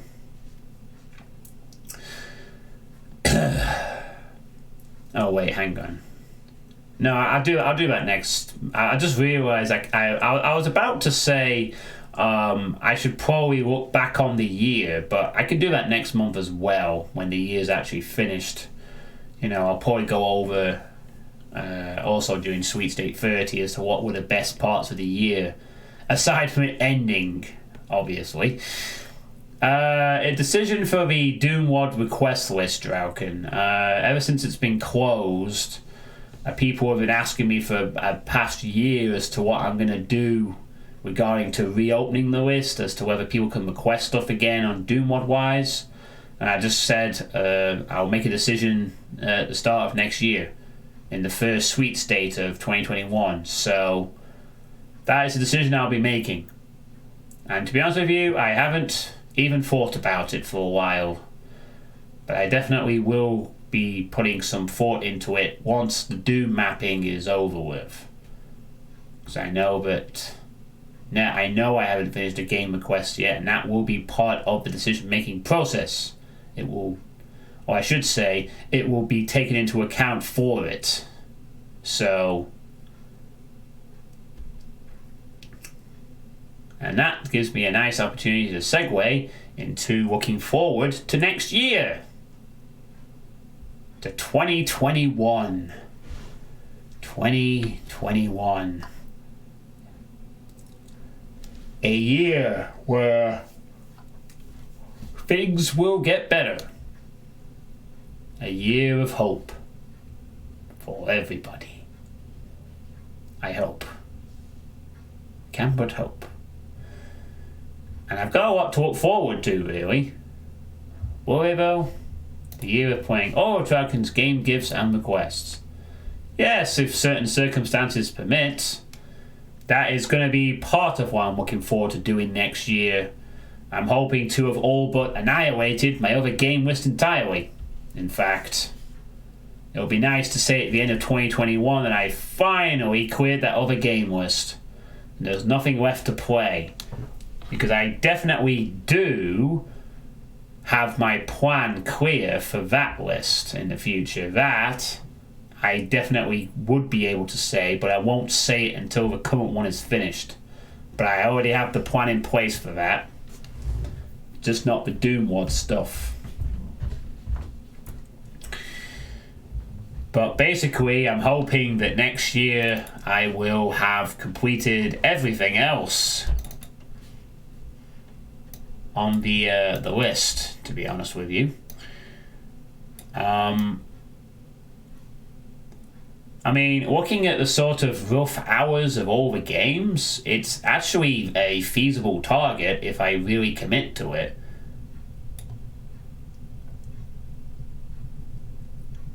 I mean, going strictly off the timetobeat.com hours for every game on my to-do list, most of the games that I have left are quite short in terms of time. Mostly stuff that could probably be done in a couple of streams each. Actually, if I may, can I just do a quick calculation real quick? So I'm going to do a bit of maths just to give you a rough idea. Now, I don't have all the things because 2 of the games are unfinished, so there's no definitive time. But I'm just going to go with what I have for everything else, based off the maximum values, I guess, that they could go up to.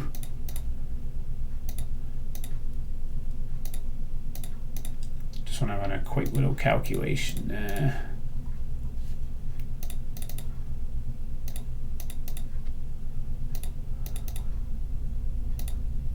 And although some of these do appear to have quite a lengthy time at maximum, they are, because my streams usually go for about 4 or 5 hours, it's not as long as it could be. So, on a rough estimate, of all the hours, of all the games, I mean, there are 3 games that have an unknown time. That's Maximum Action, because it's not finished, Wrath, Aeon of Ruin, because it's not finished, and the Robinson's Requiem Collection, because apparently it's not on there, as far as when I last checked anyway. I would need, based off the maximum hours for all the other games, 571 hours. So, round it up with the other games, and let's just say 600 hours.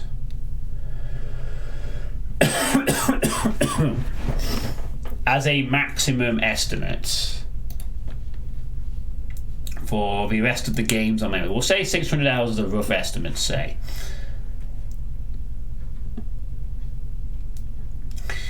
I mean, the longest games on my list that I anticipate will be Age of Empires 2 and Final Fantasy 9. Those are the 2 games that I think will take a while. Because Age of Empires 2 Definitive Edition is clocking in between 34 to 100 hours. Final Fantasy 9 is 40 to 54 hours, and that depends how long I want to play that for. Or, you know, the grind factor, of course. You'll be playing that for the next 3 years. I don't think I will, though. Because this list used to be probably a lot bigger at the start of the year. But I've really cracked down on quite of some of these things. You know, to get the list to the point where it's at now. Just page out, go all the way back from the game and say, fuck it. And I can't do that.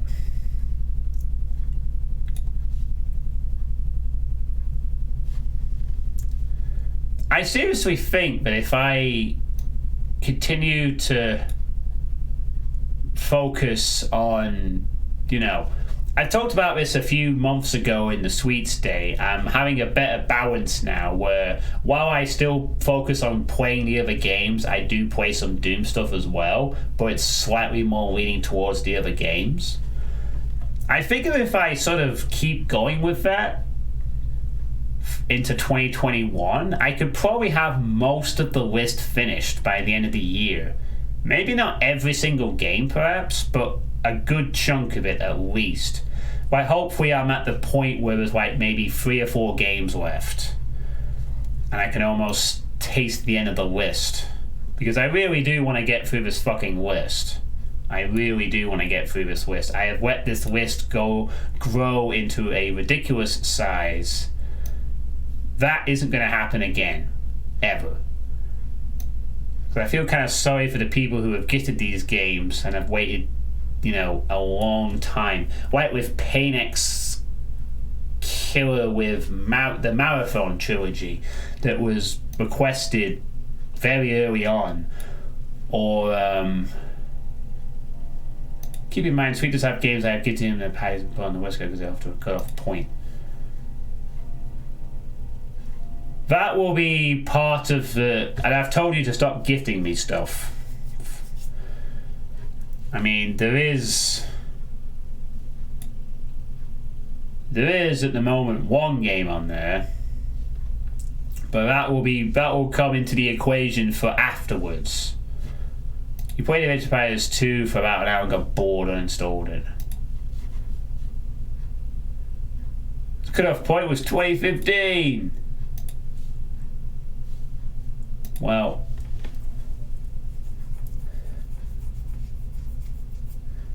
that was the cutoff point. Okay, whatever.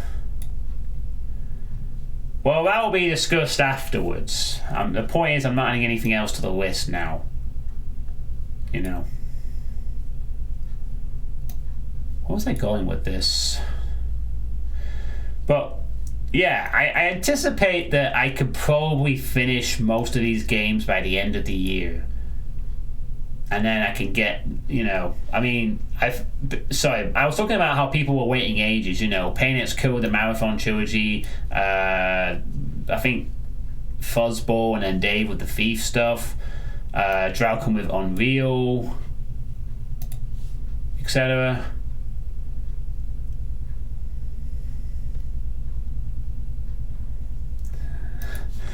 I mean, people have been waiting. Final Fantasy IX was gifted. Fucking hell, that was like, I think that was 4 years ago, if I remember correctly. Because I remember I'd only heard about. Because I remember specifically, I was like talking about Final Fantasy games and going like, oh man, it'd be really kind of cool to play Final Fantasy IX, but I'd need a PlayStation 1 emulator or whatever. And then it's like, no, actually, it's on the PC. It's like, oh, cool. And then, bam, gifted it. And I'm like, oh, this is really awesome, Chris KL7960. I swear I'll play it at some point. And then 4 years or however many years passes and haven't touched it, even though I'd really like to. Because I remember that being of the Final Fantasy games I played as a teenager, I remember 9 being the best one. But it's just to prevent people in the future waiting months and years for a game request or a gift, So, the plan will be to continue to focus on the other games while, of course, doing Doom stuff, There will be some big Doom WOD releases next year, I'd imagine. I think Elementalism is due out next year. We might see Plutonia 3 next year. We might see TNT Devolution next year. We might see I think Skillsaw's working on a new project of some kind. So we might see a new Skillsaw project next year. And although, obviously, it's a long shot, we might see Back to Saturn X Episode 3 next year. We might see Adventures of Square Episode 3 next year. We might see Head-On fully released next year. We might see another Map Witch and other things, I'm sure there's a few more that I'm just not remembering at the moment, but there will be some big releases in the Doom world next year, I'm sure of it, so. And then, of course, there is plenty of existing stuff that I want to tackle and still need to tackle, like, I still need to play Dying Camels Demons 3 at some point. I still need to play, the new Cypec WOD 3 as a crowd, which apparently is really good. I've been told the 1K Lines community project stuff's pretty good, both of them. I still need to play something called Devil's Grip, which I think Fuzzball suggested to me a bit ago. And there's quite a few others as well, a few mods, a few other things here and there. I don't know, all kinds of stuff. I got plenty to do, basically. I am not short on things to do, but I am short on time to play them. Might see the return of Terry next year, who knows? There's a possibility. Excuse me. So the bottom line is I'm going to be very busy next year trying to reduce my streaming workload so I can then tackle it in a much better manner in the future. Of course, now that I have a job, it's going to be a bit more of a balancing act to not be mentally fatigued from the job and coming home and streaming sort of thing. I don't think so, Dave, but you never know. But yeah, hopefully lots and lots of... And then, of course, there'll be some different games coming out next year as well. Proteus will hopefully be in full release version. Wrath, Maximum Action, Deadwood. We might check that out as well. Maybe Ultra Kill.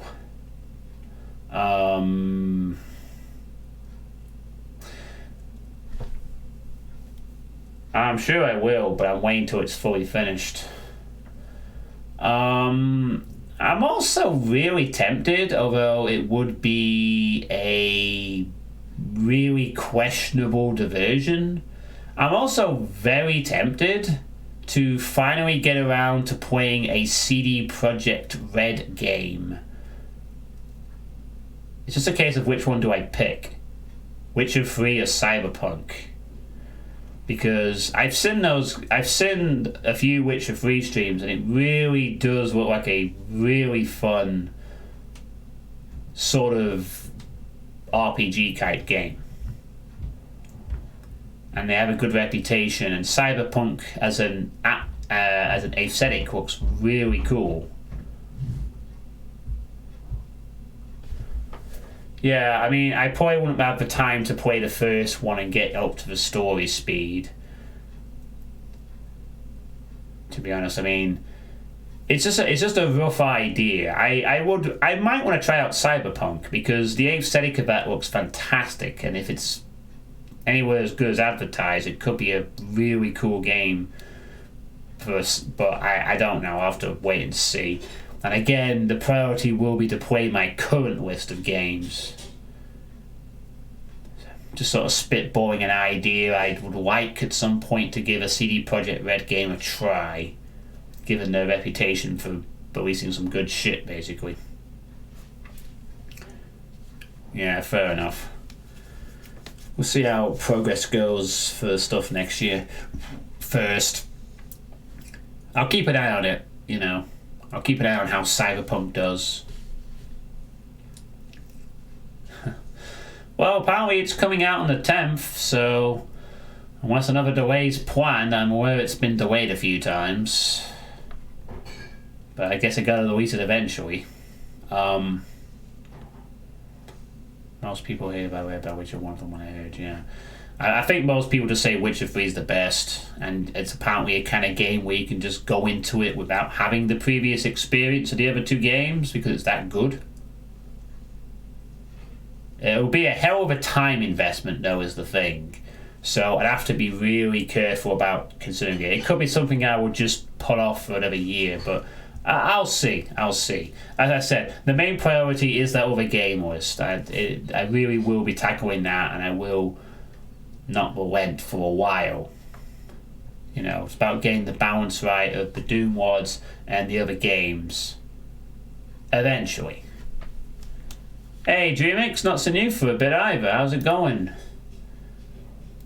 Howdy, came here from your YouTube. Used to watch my Dynasty Warriors 3 videos. Ah, yes. The old Let's Plays. Too bad Dynasty Warriors as a series went down the shitter with number 9. And they haven't yet fucking bothered to make another game yet in the series. Last I heard, they were releasing an Empires mode for Dynasty Warriors 9, and I ain't interested.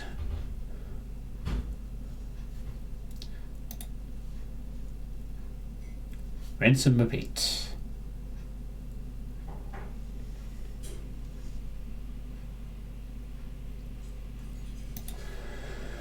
Yeah, I mean, I know I have one or two people like yourself, DreamX, who would love me to play Dynasty Warriors again, and I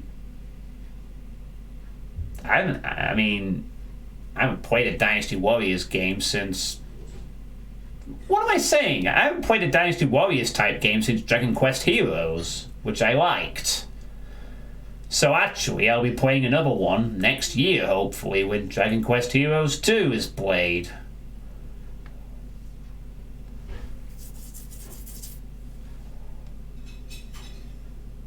It's a walkie-talkie sim. But in terms of the main series, I don't anticipate going back to Dynasty Warriors games for a very long time, if ever. That being said, am I right in thinking that they are considering a remaster of 3 to 5? Possibly. like a re-release of Dynasty Warriors 3, 4, and 5 on PC or something, like a remastered version of those games using a up-to-date graphics engine or something like that. I think that seems like the kind of thing that they would try and pull to recoup their reputation. Oh, here's the good games. We'll re-release them as a remaster or some shit. Yeah, Dynasty Warriors has seriously gone down the hill. Dynasty Warriors 9. I'm just glad I never played Dynasty Warriors 9. I saw the gameplay trail at the gameplay footage of that game, and I knew it was going to be shit within about 2 minutes of watching it, because it looked exactly as it turns out to be. It looked like a free-to-play MMO tier garbage fest, not a Dynasty Warriors game. You know, when enemies have fucking levels and they're just sitting there in convenient little rows. It just felt like a crappy RPG, MMORPG type game.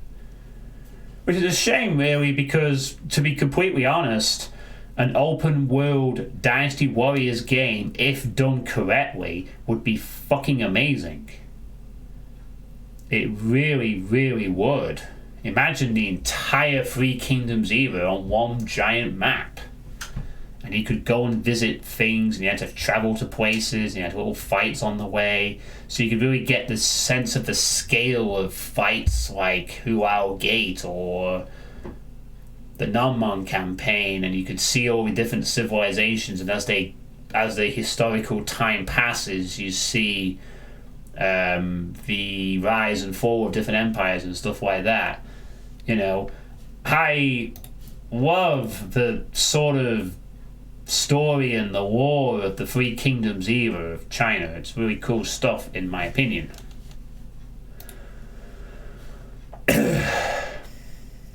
I just briefly mentioned that it's gonna. I just mentioned in response to Dreamix, like the last time I played a Dynasty Warriors type game was, and I was gonna say Dynasty Warriors 8, but I thought no, actually it's Dragon Quest Heroes, and hopefully next year I'll play Dragon Quest Heroes 2. All right then, Kirikos. Have fun with your stream. Maybe I'll host you or raid you after this is over. We'll see. Dragon Quest Heroes 2, which has open world elements. Yeah. Oh, that'll be cool.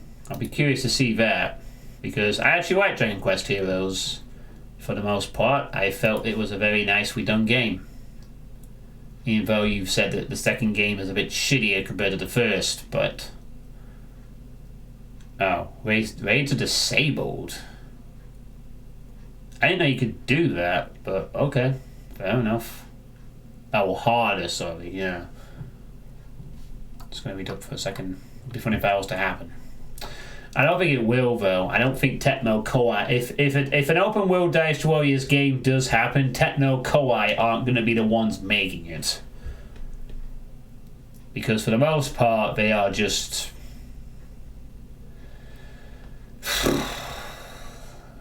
Well, clearly they just can't do it.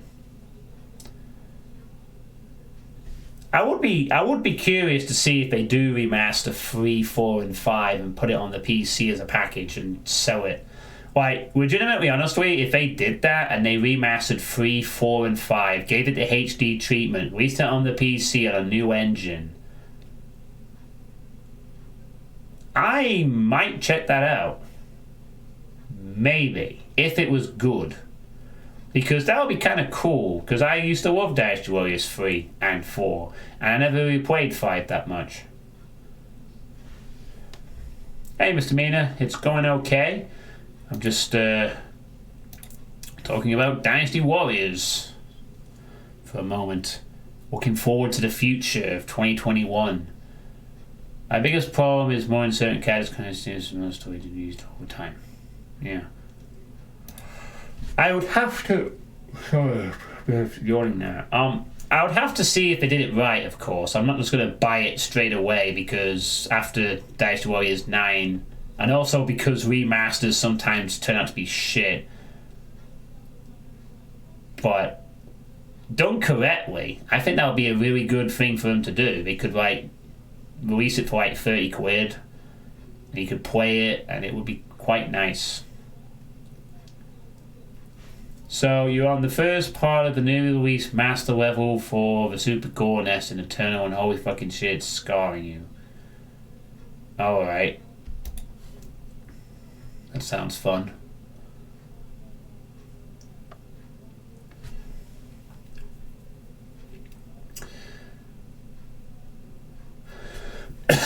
Excuse me. Yeah. I have to be honest with you. I mean, since the DLC is, well, one, you have to buy it individually, and two, not fully done yet, I actually haven't had any urge to play Doom Eternal again at all. But then that was the same with 2016, to be honest. And I thought Eternal was a good game. It just doesn't seem like the kind of game you would play repeatedly, however. Well, that's just me, I think. I don't want to play the master levels. I don't get that same feeling like with it, and I think it's because there's no custom stuff. I mean, don't get me wrong, Doom Eternal was a fantastic gaming experience, one of the best this year. I would put it as the game of the year, in fact, for my very, very limited experience. But the way I've seen it, it's a one-time deal. After that, you only play it for the, well, unless you really give a shit about that shitty battle mode it has, or if you're really doing the hardcore shit.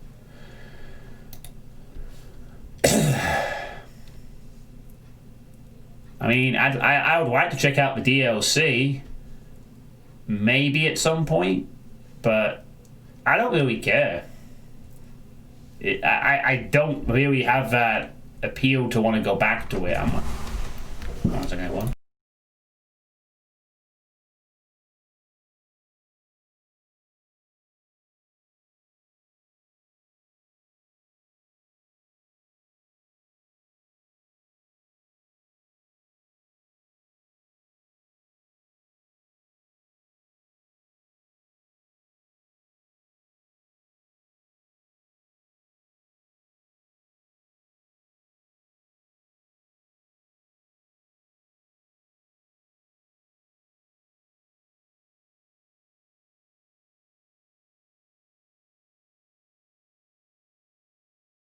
Sorry about that. I was just being told a football result is going in my favour. My team is currently winning 3-1. I have actually still yet to get past the intro point of 16 in terms of keeping me interested personally. I think my concerns about Rico being a part of the poem, so I haven't even touched Eternal yet. Hey Alex, why do you think the new Doom is not replayable? I don't know if I'm really qualified to say why, Hierarchs. I very rarely revisit games in general. For me, I play a game once and I'm done. I don't ever go back to it. The only games, I mean, hell, I love Dusk. I haven't revisited Dusk for a similar reason. But I'm looking forward to the co-op mode and the custom stuff, and the custom stuff is starting to be made for that a bit.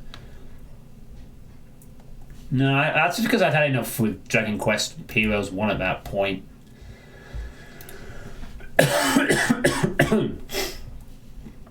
So, I very rarely replay games. To my knowledge, the only games I have ever replayed in my entire life have been Classic Doom, Doom 2, and that's not being the Icon. I mean, I've beat the Icon of Sin once, legit, but mainly, okay, let's scratch Doom 2, kind of, because I sort of play parts of that and get bored of it.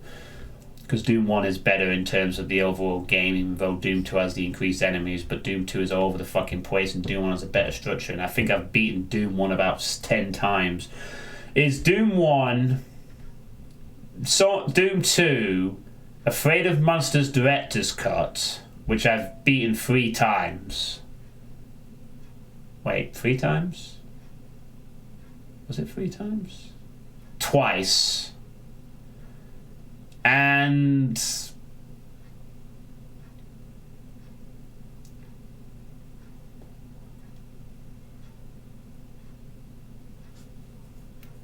I'm sure there was something else. And oh yeah, and Final Fantasy Mystic Quest Legend on the SNES. And that's it. So basically, Doom 1, Fate Monsters Director's Cut, Final Fantasy Mystic Quest Legend. Those are the only 3 games I've ever replayed. I'm not revisiting Thief 2. Fuck that. And Thief 2 was good. I will revisit Thief 2 on the condition I don't have to play the last level. Like, it just ends just before we go to that shitty final level, which I hated. But no, I'm not revisiting Thief 2, because it wouldn't be the same knowing all the cool stuff. No, I'm not playing the last level twice. The last level was the worst level of Thief 2, just as it was the worst level in Thief 1. The moment that Thief starts becoming more combat orientated, the fun just disappears entirely, because it's not a combat game. Excuse me. So in that regard, Hierarchs, the reason I don't think it's replayable is because I just don't have any appeal in revisiting a game I've already beat once. So, but I don't know, it just doesn't feel like you can... Other than that, I can't really say. It just... I mean, how many of you have I mean, for those who have played Doom Eternal, have any of you, like... played it again afterwards on a different difficulty or something like that? Because I'm pretty sure I've heard that other people who have played Doom Eternal have also not really been bothered about revisiting it afterwards compared to like some other games or something like that.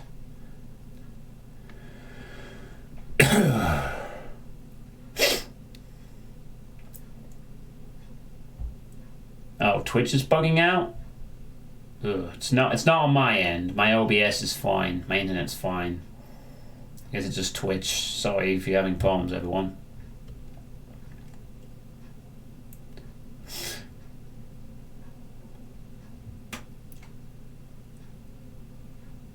I mean, the combat in Doom Eternal, at least looking at the combat and playing it, is quite something. It's amazingly good, fast-paced combat.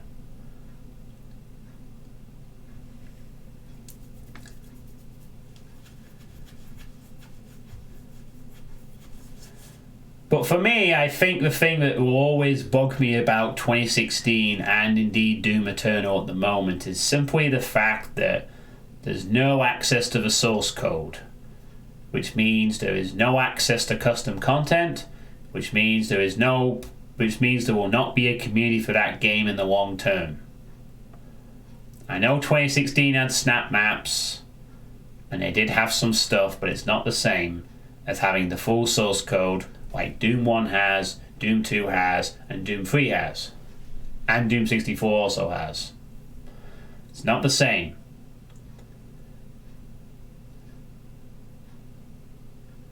And it seems like while Doom Eternal is...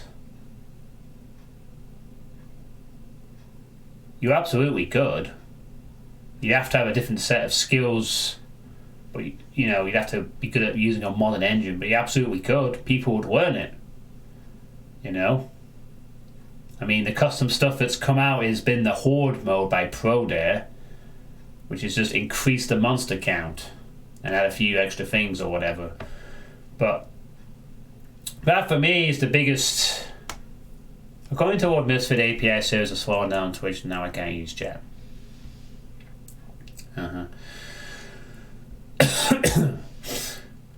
I mean, that's the thing that is for me is the reason why I don't go back, because now that I've beaten the main game, I want to play some custom stuff by other players. I want to see a community develop. I want to see people. I want to get to know mappers. I want to see different things, different approaches, stuff like that. It takes years, dozens of designers and artists just to make a handful of levels. If the source code was available, Dave, there would be map editors. You wouldn't have to create new assets necessarily from the beginning. People would start out using the already existing assets and using them in different ways. No, they couldn't, Dave, but you could also say that was the case when Classic Doom released its source code. It took years and years for people to make proper good maps, but you saw the evolution of the community over a long period of time. Same with the Half-Life source code being released. The early stuff for Half-Life 1, when they released their source code, wouldn't have been as good as all the people who had years of experience. The point is that releasing the source code and allowing people to make custom stuff for your game gives that game longevity years afterwards. You know? It's why if the classic Doom of 1993 and 1994 had the same approach to releasing the source code as Doom Eternal has now, we wouldn't be here talking about classic Doom, because it would have been popular for a couple of years, it would have been replaced by Quake completely, and then it would just have been an old-fashioned game and no one talks about it anymore. Despite how good Doom is.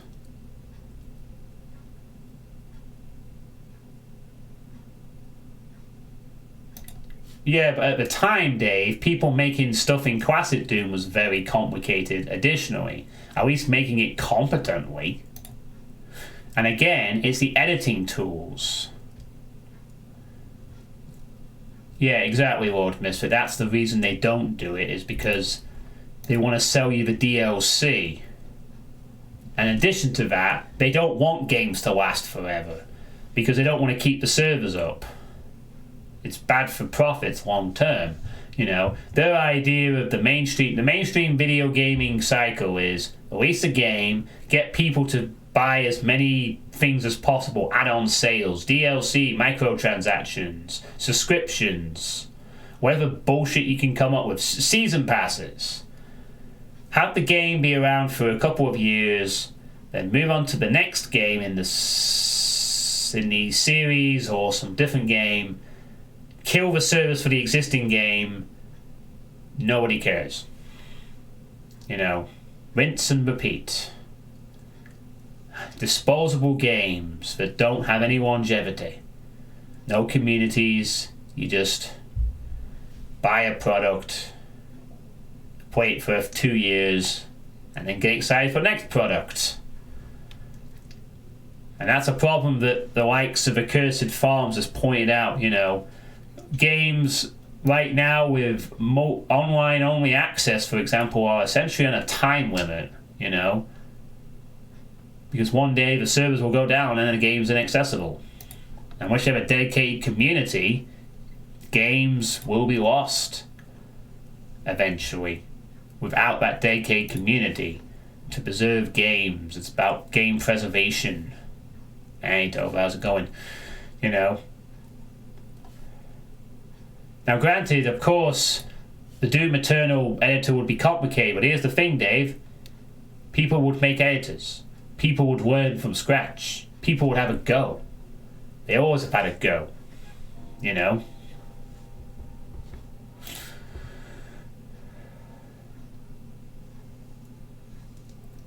Complicated, yeah. They don't want longevity because because they've realized that over time, people will create stuff that lasts for years, and then there's no reason to buy the new model because the existing model is just as good and has a big ass community behind it, and you don't have to pay 60 quid. You know, it was different back in the 90s, but now it's just, you know, games have a lifespan. Unless it's an indie game, they can go on for ages sometimes, but a lot of modern big budget games have a lifespan. And it's about creating those dedicated communities that can create stuff for years and years and years and years. We wouldn't be talking about Doom if that didn't happen in 1994. Period. Doom would have lasted 2 or 3 years and been replaced by Quake, and that's it. We won't be talking about Doom. We won't be talking about Quake either. We'd be talking about Doom Eternal, I guess, and nothing else. You know? Exactly, and thanks for that, John Carmack, and the Hacker Ethic, which I learned from the Masters of Doom, which is a great book you should totally buy for Christmas. You know, that's the kind of thing I like.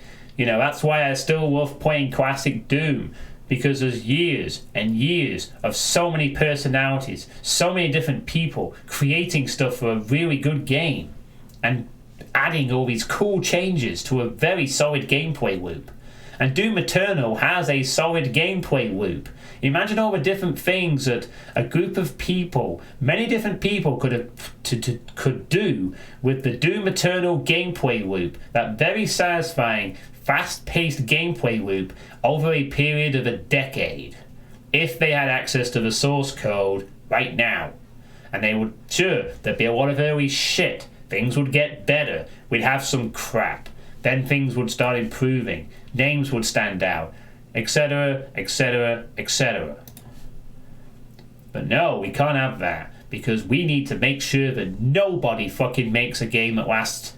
We don't want these dedicated communities. We want disposable, temporary communities, so we can sell more fucking products to people.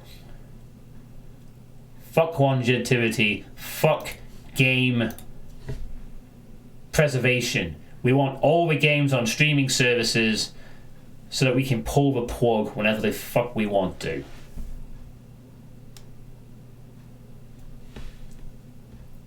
You know? And I remember a time when games would last for a long, long time, and now they don't. And that's why I don't really care about Doom Eternal, because I want to see the custom community develop around it, and they don't exist for these games anymore. Like they used to. Like we're still seeing with classic Doom now. Like we're still seeing with Half-Life now. Like with Quake now. Like with other older games. You know?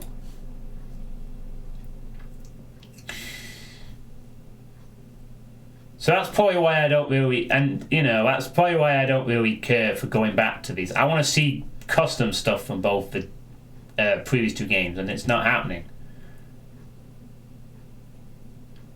Yeah, that's how it is. Now, I need to go back and answer a question that Herarx mentioned earlier. I did see a question about all the other stuff.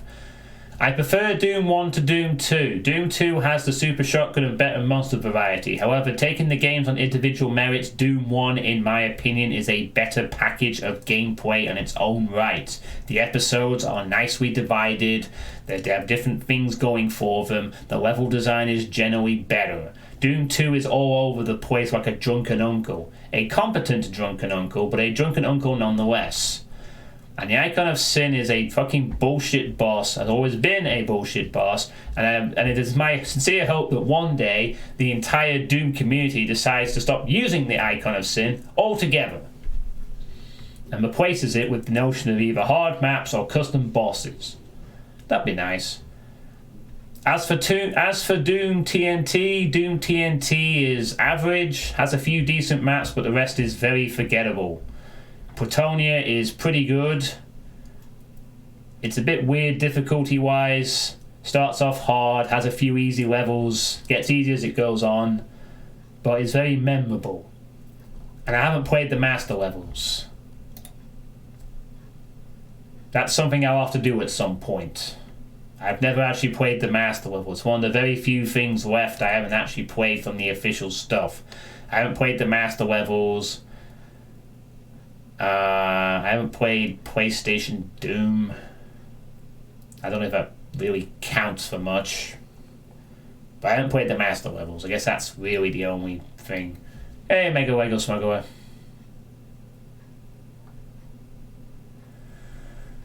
2021 isn't going to magically be better. Well, it will be. It might take a few months to kick in, but it can't get any worse than this year. Thanks for 50 bits. What about Doom Plutonia 2? Doom Plutonia 2, the wad with the fucking mega wad with way too many monster block lines. I thought Plutonia 2 was okay. I guess. Had a few okay levels, but I don't remember much about it. I do have a playthrough on Twitch if you want to see it. Yay, bits are back. But I definitely remember that there was a lot of monster block lines in Plutonia 2, and one of them in the Hunted style level that kind of ruined it.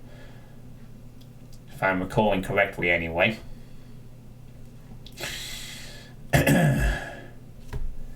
Both D1 and D2 have pretty shitty endings. Don't disagree. They do. The boss fights in both of the classic Doom games have sucked dick. I 100% agree. But for the time, they were okay. They did the job. You know.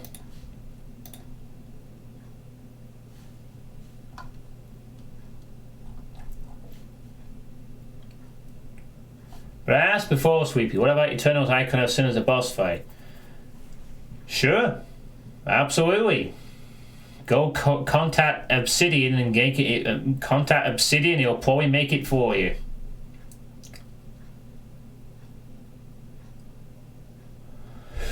%. Better than D2, right? Yeah, of course. Anything's better than a fucking map that requires you to learn some kind of wonky, early physics and math, luck to some extent. What would be perfect endings for Doom 1? There's nothing wrong with the end maps of Doom 1. It's just, they're fine for the time, and there were endings for bosses and stuff, They're not bad or anything, they're just easy. Nowadays. But that's me speaking, having played so much custom stuff. It's kind of funny how Doom 2 had an extended bestiary compared to 1 was pretty good and they shut the bed with the final boss. Well, the Doom 2 production cycle was basically different from the first game, and it shows because the maps are all over the place. It's not that Doom 2 isn't a bad experience, it's just that compared to 1, the focus and the sort of general gameplay isn't as good.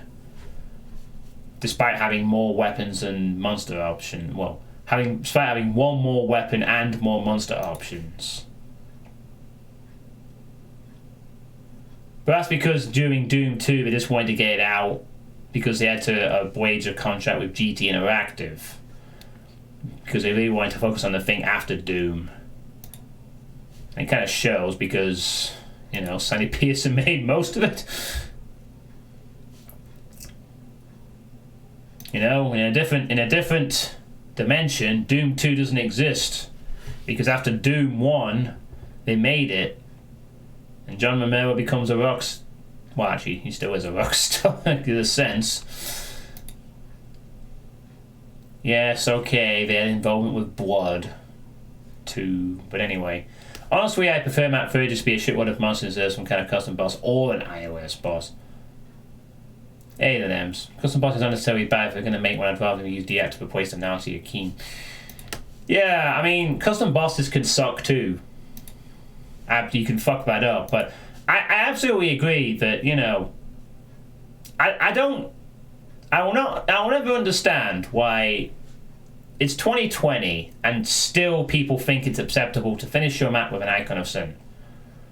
Even though it's pretty widely established that the Icon of Sin is bullshit. I mean, that's just my opinion, of course. But I've never enjoyed the Icon of Sin. The only time I do is when it's an easy fight or very quick. And quite frankly, I'd like to see more map sets end with just really hard maps. Just don't do a scythe and make your last map boring as hell, but you can certainly make it difficult. Struggle's final boss can go eat an extra large bag of dicks, for example. I don't remember Struggle's final boss, actually. Oh, was it that thing, the heretic giant thing but spewed a lot of bullets and stuff. I'm trying to remember it. Oh, that one, yeah. Because it is acceptable, you just dislike it. I mean, I've played Icon of Sin maps that are okay, but I just don't like the idea.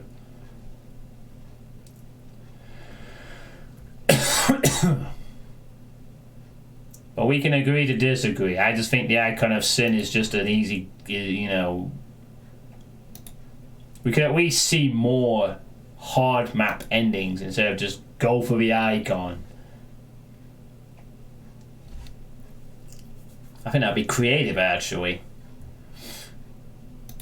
Eggshells, like in... Oh, yeah, that thing. I like struggle.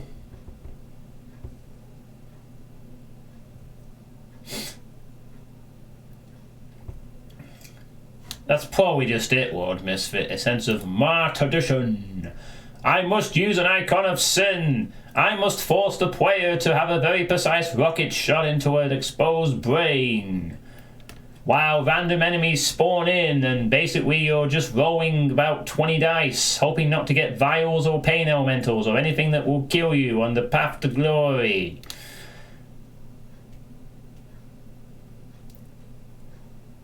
The best Icon of Sin maps, in my opinion, are ones where, okay, if you want to spawn monsters everywhere and make it a big struggle to get to the point that you can kill the Icon of Sin, fine, go ahead, have 12 million spawn points. The bottom line is, the difficulty should be getting to that point. Once I am on that point, I just fire the rockets and it's over. None of this, oh, you need to fire it once and redo it again shit. You know, if you want to make it challenging and have some time shit and make it a sort of quick rush through the map, whatever. But I really hate it when it's like, you get a bad RNG with monster spawns and you're just fucked. You know? Hellbound's implementation was okay. It's just generally frustrating. You know, my boss could be made worse. Yeah.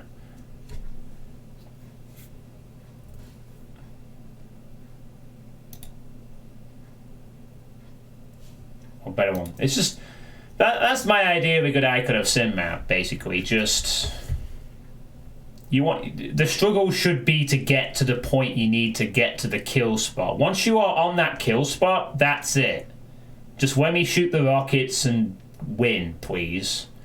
If you want to have multiple kill spots and multiple icons, like some maps have done, fine. But once I'm at that kill spot, I win. Don't make me redo it 3 times, because that's where the bullshit monster spawning lot comes into play. And God forbid that, oh no, I don't want to be attacked by an archvile. You know. Why the fuck is a monster spawner spawning vials randomly? Even though it's a low chance or whatever. It always seems to happen half the time with me. Your winner! Yeah, that also helps too, what I said. Yeah, you fight to the switch that kills it. Okay, fine. You can have monster spawners to... it could just be a switch. Press switch, you kill it. That's it. You could have 1 million spawners. You could make it time pressure. You could have expend the level out. Whatever. It's just when it comes down to physics and just platforming and trying to line up a shot. Because you've all seen a situation. You're in a map. It's a big open space. You need to find this random switch to the left. Maybe go to find a random switch to the right. Oh no, a pain elemental has spawned. Now there's lost souls everywhere. Well, it's a good thing I don't have to use an explosive weapon that they won't totally get in the way of. Oh, that switch over there. Oh, there's an archvile and there's no cover on the map. Oh, I've just lost 80% of my health because the monster spawner decided to roll a 20 and give me a vial right in my path. Oh boy, well, I've taken all these health resources. Let's go up the kill tower. Oh, what's that? It's a cacodemon in my face. And now I can't attack the Icon of Sin spot because there's a cacodemon and several lost souls who have climbed this nice little lift with me. And now I'm dead. Isn't this fun? Now I'll just restart the map and try again, I guess.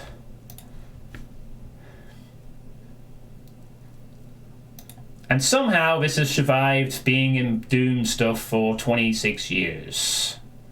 As opposed to somehow. Some Icon of Sin maps are better than others. But I really wish people would stop using it as a crutch. Make some hard maps. Make some custom bosses. Leave the Icon alone.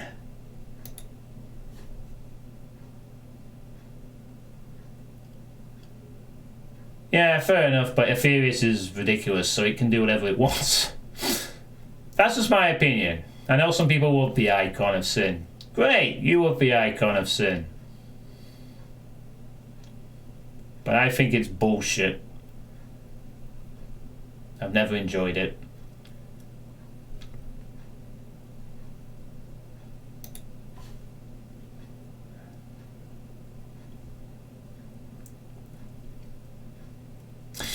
Wow, this has been a massive tangent chain.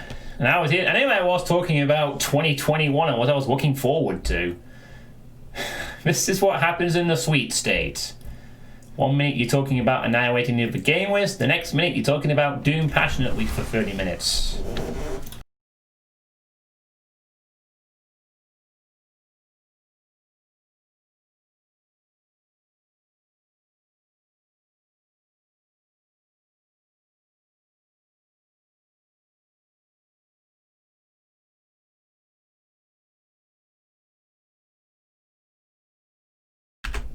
Alright, I've just been informed. Yeah, I've just been informed my team won 3-2. So I'm a bit happier now. It's a weird life being a North End of Preston fan. We have no fucking money. And yet we can pull off bullshit victories out of our ass. It's a bit like rolling a different set of dice. But I can't really explain the context because you have to understand English football a bit, I guess. So I'll move on. Tangents are fun. That's why I like doing these sweet states. It's nice to relax and just sort of talk about random shit. Liverpool Powers are in win. Think outside the fucking box. Shut up, Dave. Football. Yeah. I thought the Cleveland Browns were doing quite well this year. As I said last time, I thought they were going to be in the playoff hunt. But anyway,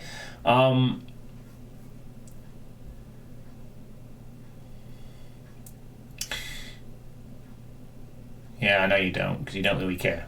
That's fine. I'm well aware of Cleveland Browns' Factory of Sadness history. It's like the hard luck loser sort of team, you know. But anyway, I'm really passionate about Doom, aren't I guess? Because that's always a good thing, you know. I can have these discussions about Icon of Sins and Megawads and shit like that, you know. I think the day, I've said this before and I'll say it again, the day I lose my passion for A, streaming and B, Doom is the day where I put the gun to my head and say, bang. Then I realize I pick up a toy gun and probably go, okay, now let's go to the pub and drink ourselves to oblivion. Something like that. Hopefully I'll never lose my passion for this stuff. Hey, where did that one creepypasta? The shitty creepypasta where it's like, I could do this to my friend's face and pull the trigger and it kills them. And it ends with them just killing themselves with the same shit. Bernie, I don't know who that is. What was it? Creepypasta, yeah. I've not listened to a creepypasta for a few weeks. I used to listen to them when I went on my walks because every now and then there'd be a good one. But you have to deal with a lot of generic shit sometimes.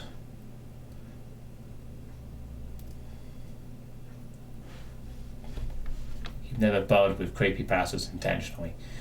I just used to like listening to like the horror stories. Some of them were nice. A lot of them were just, okay, whatever, I'm walking, I'll listen to whatever. But every now and then you do find a diamond in the rough and can get immersed in quite a half-decent story with some nice descriptions and stuff like that. So, but I've not listened to one for a few weeks. Been more listening to music instead. Music is more upbeat. Indeed, Dave. So, other things I'm looking forward to in 2021, saving up money for the future. Because I'm going to be really tight on that. You know, now I have a job. Saving up the money. Not spending, not buying a lot. Because I want my own house. And to do that, I'm going to need lots of cash. Hint, hint. Need lots of money. The future doesn't want your money, so just give it to you. But what will you do with it? Buy beer? Buy pies? Buy an RTX 3080? And then sell it for twice the price?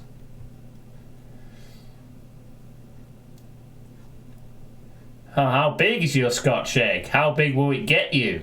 I know they would. I can't believe they were actually discussing that. I thought that was a joke article or something that a tabloid came up with. But no, they're seriously measuring a Scotch egg to gauge what constitutes a substantial meal so that people can pay £2 so they can drink 10 pints in a pub in one of the free areas of the country that can do that right now. And one of them's Liverpool. Buy a house or a PS5? A house. Or at least put down a deposit for one, which is the plan. But to do that, it's part of the 10-year plan, Shavney. Basically, the 10-year plan is get a job, save up a shitload of money, deposit on a house, and then live in that house on a decent income. That is the 10-year plan. In a nutshell. It's taken me most of this year to get the job part. Now we can start building up the big stack of cash that I'll need to survive in the future, sort of thing.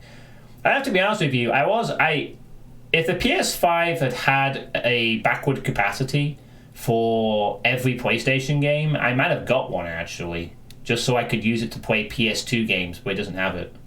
It's only PS4. Not surprised. They don't really want people to be playing PS2 games on a PS5.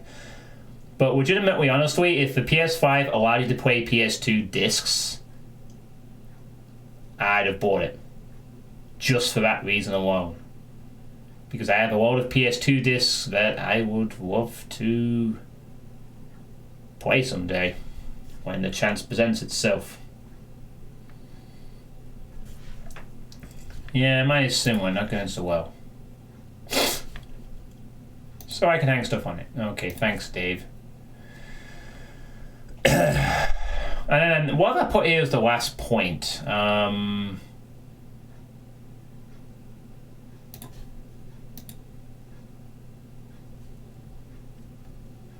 So yeah, saving up money for the future. And obviously this is where it helps to get that extra £100 a month or however much.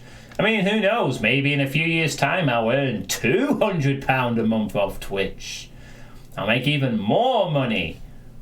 All I have to do is clone Lord Misfit about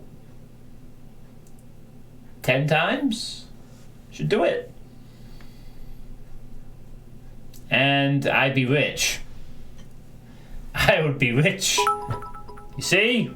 One Lord Misfit gives 10 bits. 10 Lord Misfits gift 100. It's a foolproof plan. Yeah, exactly. That's how many I'd need. All those Lord Misfits.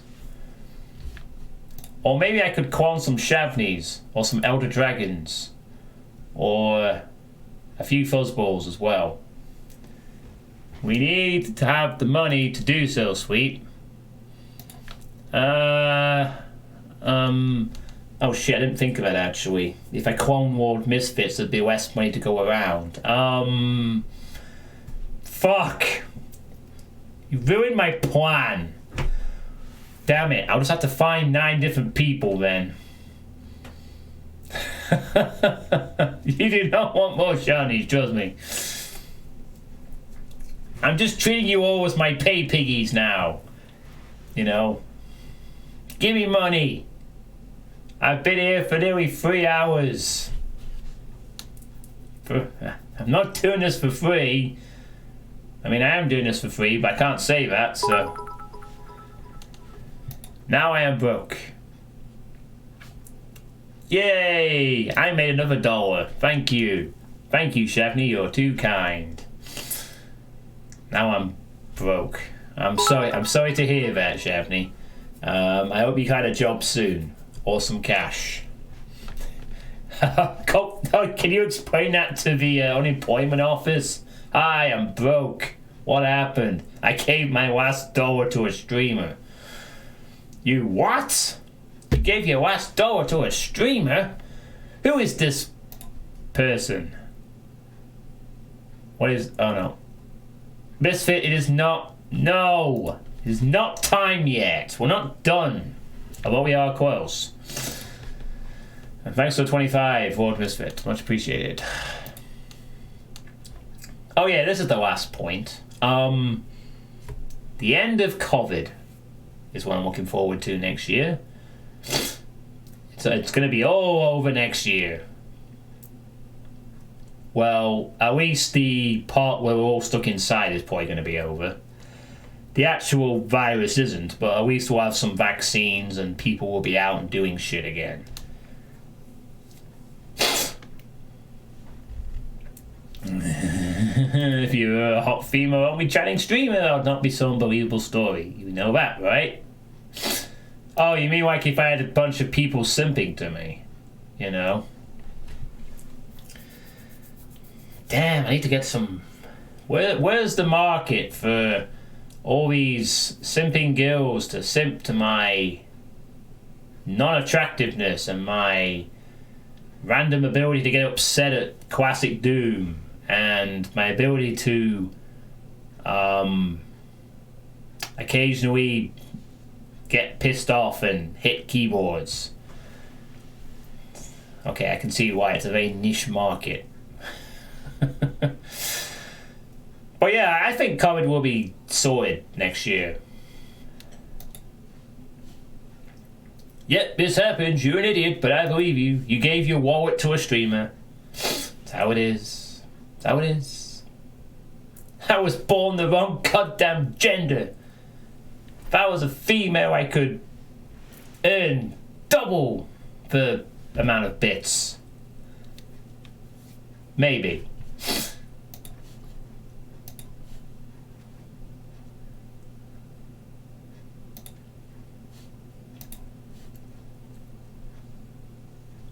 Okay, I'm not going to go any further down that because I'm just kidding, obviously. No, I don't think she'll ever become a streamer for Doom. She's not interested in that kind of stuff. And that's not going to be what happens. She's going to be busy looking after my nephew, so...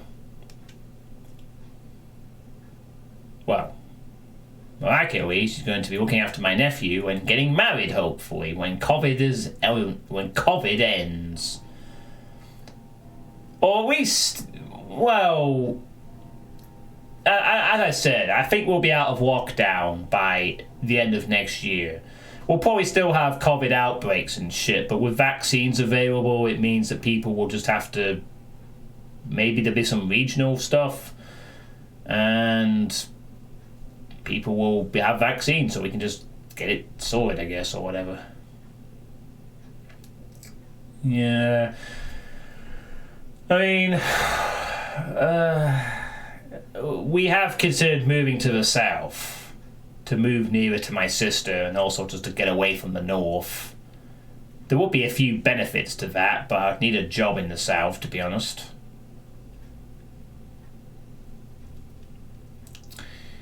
Yeah, there will be a lot of long-term effects that aren't really being thought about right now. The other one will be people having to get used to life back to how it used to be after such a prolonged period of time when they have been locked away. I think the mental health is going to be an absolute nightmare when it's over, because so many people will be used to being stuck inside and locked in that they won't want to immediately just then come out when they can. That's already happening now. And then there'll be all kinds of stuff like, you know, it's going to feel really weird next year to be able to go in a pub and watch a game like I used to. It's going to be such a strange experience. Kind of like how, for many people, it's been a bit of a strange experience being stuck inside all the time. I mean, not as much for me personally or anyone who's sort of introverted, but it's going to be the opposite when after all this time with people then get to go back out again. You know, you're foot off in it. Well, just be nice to get away from the rest of my scummy family, the shitty half of it anyway, from my ex-father.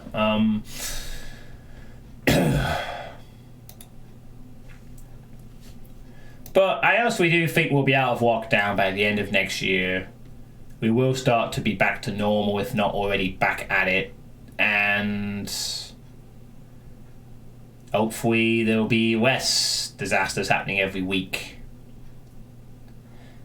It might take a few months to get to that point, but at least there'll be the hope, you know.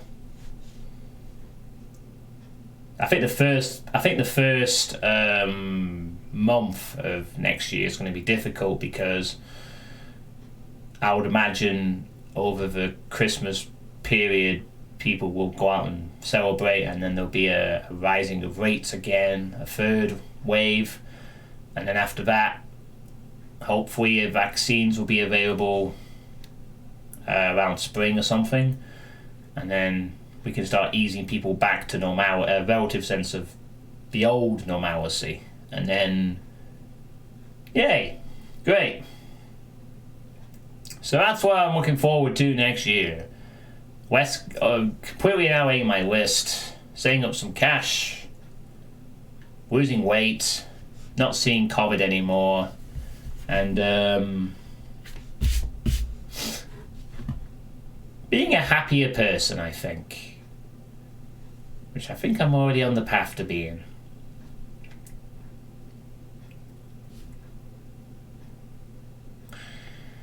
Right, so with that in mind, I have finally... Oh, geez, it's been nearly 3 hours. So with that in mind, we get to the point where I've reached all the points. So now I turn over to the audience. Are there any questions you want to ask me at this point in time? Anything at all. Now is your opportunity to ask, with no distractions from anything else. I don't know, Lord Misfit. Is the mustard top dry yet? I can check if you want. Let's see. Yeah, I think it is actually. Actually is. So you'll probably see it quite soon. Might not wear it tomorrow, but I'll probably wearing it later this week, perhaps. Where can I get super glue at 10 p.m? Go on Amazon and buy some. I don't think Screwfix are open at this time. Okay, thanks. Just stick to the beer, MOS. Stick to the beer. Are you planning he's going to become a glue sniffer, Dave? Yarr,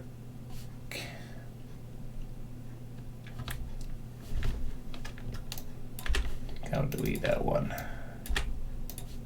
There we go.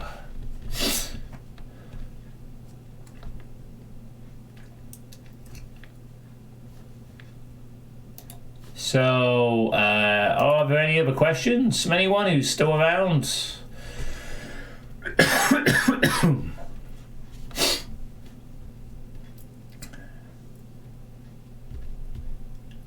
Do you have multicolored lights on your tree? I don't think we have any lights on our tree. It's kind of a smallish tree. I think it's about sort of this size. It's not like a full size tree. It's on a desk sort of tree. What is the meaning of life? I thought that was 42. The meaning of life is whatever you make of it, quite frankly. The way I interpret it is the meaning of life is to be a good person and pass on knowledge, experiences to the next generation of humans so that they may then do exactly the same in a cycle of gradually improving knowledge, skills, and genetic code or something like that. You know, basically the Talos principle for whatever. Why are Preston so shit? Personal gain at the expense of others. What is love? Love is basically when two or more people have a sort of attraction to each other on a physical and otherwise level. You know, chemistry. People get on really well with each other, who build up a nice relationship, that kind of thing. Why are Preston so shit? Wow, Mega Lego Smuggler. Wow, a football question. The reason Preston are so shit, Mega Lego Smuggler, is because for the longest time, Preston have been a team that have had no real money in a division that basically has a league full of people with shit loads of money who have had parachute payments over decades of dropping down from the Premier League or having previously established bigger fan clubs like your Nottingham Forest and your Leeds, etc, etc, etc. We have one of the lowest budgets in the fucking division, but we have a very tight owner that keeps us financially afloat instead of spending shit on a big player and it flopping. I won't say we were shit, I would just say that we're just sort of very neat and tidy, efficient, if you will, you know. That's actually a very wholesome answer. We'll give you bits of that one, but no more bits. Well, fair enough, Chef. You don't need to go broke. Again. I wouldn't say they were shit. I would say they were inconsistent, Mega Lego Smuggler. For example, they lost 4-1 on the weekend to Watford. You know, a team who are high flying at Watford. You know, Watford have got a fucking Man United loanee. They have money, investment, and ex-Premier League players. And tonight against Bournemouth, who are just dropped down from the Premier League, who are in fucking form, we've beat them 3-2. You know, we have one of the better away records in the division, and we're just so inconsistent. We can lose to Watford 4-1, and it's like, oh, we're gonna be in the relegation. Then suddenly, we'll just pull off a bullshit 3-2 win out of nothing. It's like we have patches of play where we show up for 15 or 20 minutes in games sometimes, or we just have this half of football or something. You know, very inconsistent when it counts. Not quite good enough to be promoted, not terrible enough to be relegated, but just there, you know.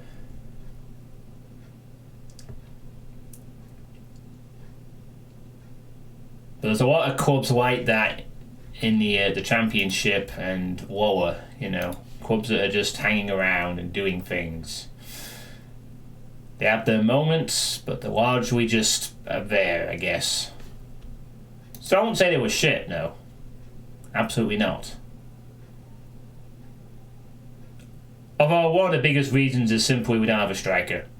Simple as that. We don't have a 20-goal a season striker, and we haven't had one for several years. Not since we were promoted from League One. No, not a pub team. That would be, you know, other clubs, possibly.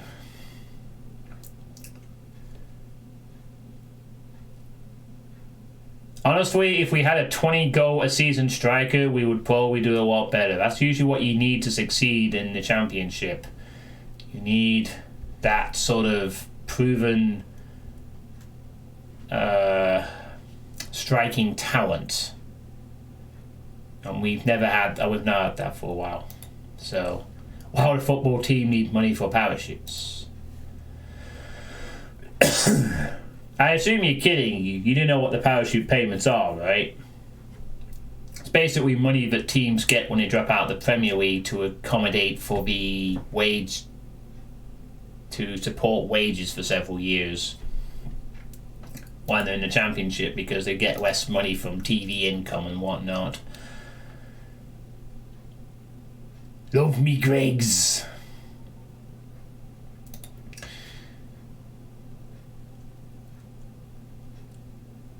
That's just called a part of transport, but anyway, yeah. So, are there any other questions? Any other questions? I wonder if this is the longest sweet stay I've ever done. I don't think it is, but I'm not sure. Okay, well, it is 10 o'clock. I will have to wind down soon and go to bed for work in the morning. But thanks for sticking around, Shavni. Thanks for the bits, and hope you have a good day tomorrow and for the rest of the month. You bore me now. Oh, I'm so sorry, David. I bore you. Ooh. I've entertained you for 3 hours. What more do you want, aside from a Thief 2 playthrough? Which, again, you could just watch my old Thief 2 playthrough and just pretend I'm doing it, if you'd like. And how was it then, Lord Misfit? How was the evening sweet states? We'll go to a 20... Oh, wait. Well, go to sleep and go to a shop in the morning when the lockdown is over. It ends tomorrow, which is great because the gyms are reopened. That's what I am grateful for. It was a sweet state, yep. These didn't used to be in the night time. They will be in the night time from now on. There won't be any more daytime ones. You know, I think it's so that a few more people can join in on these and comment. Because I'm not as fussed now as to whether my mum's around or not, mainly. So...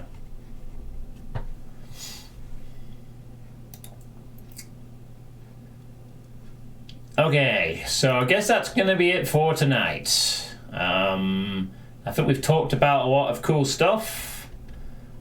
So tomorrow, guess what I'm going to be doing? That's right. Banning Dave Verdering from the chat repeatedly for his foul language. Yep. No, not mopping. I thought you said mapping, not mopping. I mean, I like to do some mopping, depending on what the kids do, you know.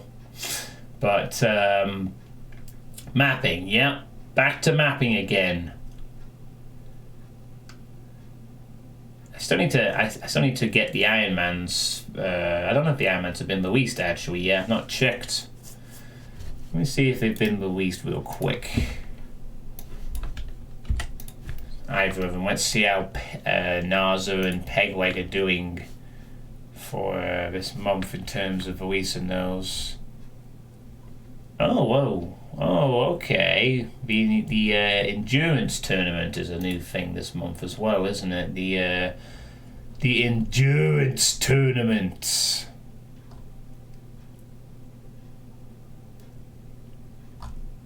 Okay, this is interesting. I'm gonna have to... I'll put it on my bookmark bar. This is a new one. Because there was that endurance announcement, wasn't there? This thing, which was announced a few days ago. I don't know if I'm going to take part in this or not.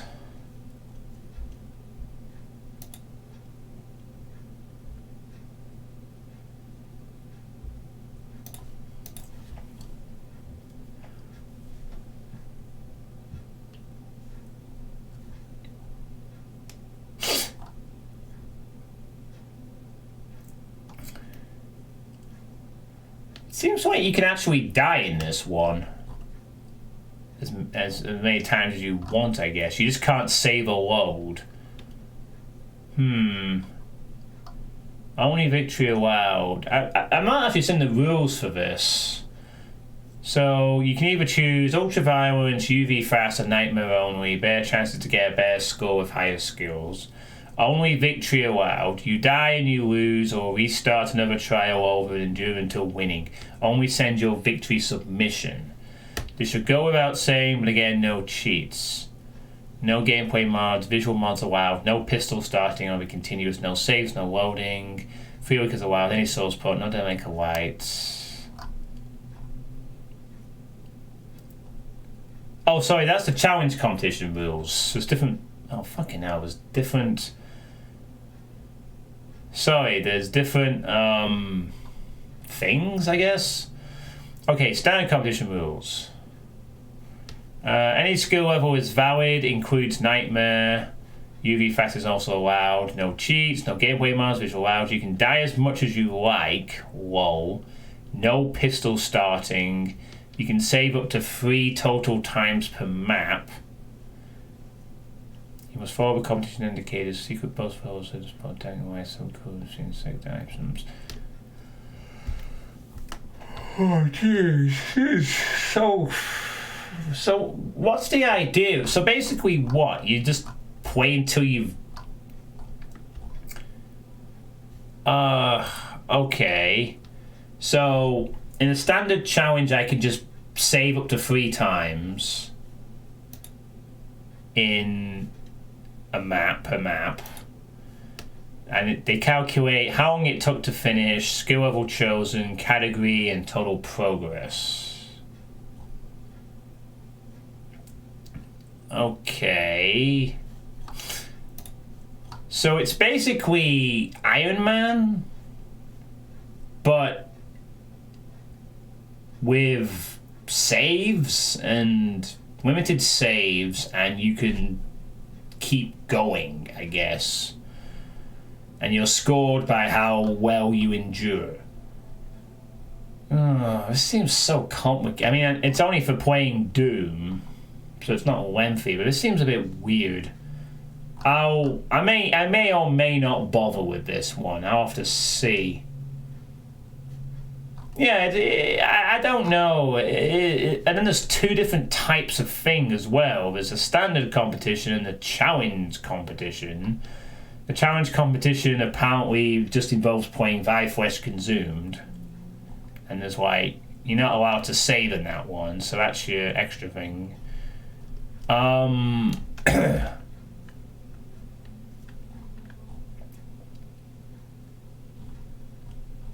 This seems a bit complicated. Maybe it works well. I don't know. I'll see how I feel on that one. All the others released yet? Iron Man, Iron Eagle. Why am I not surprised to see that they haven't been released yet? God damn it! Why can't these people release their things on the first day of the month? I'll have to play. Okay, whatever. So there's an endurance tournament. Maybe I'll play that. I mean, it's just playing Doom 1. I'll see. I'll see how I feel later in the month. But I'll definitely do the Iron Eagle and the Iron Man as per usual. Right. So mapping tomorrow, and if the Iron Man stuff releases, I'm going to try and do the Iron Man stuff sort of as early as possible, but since I'm doing a lot of mapping, I might try and do it after a few days of mapping, so I have a bit of a break. I'll see how I feel, see how the progression goes, see how tomorrow goes. Anyway, thank you all for watching, and I'll see you all tomorrow for some more mapping. And on that note, Lord Misfit, song will play us out. Good night all.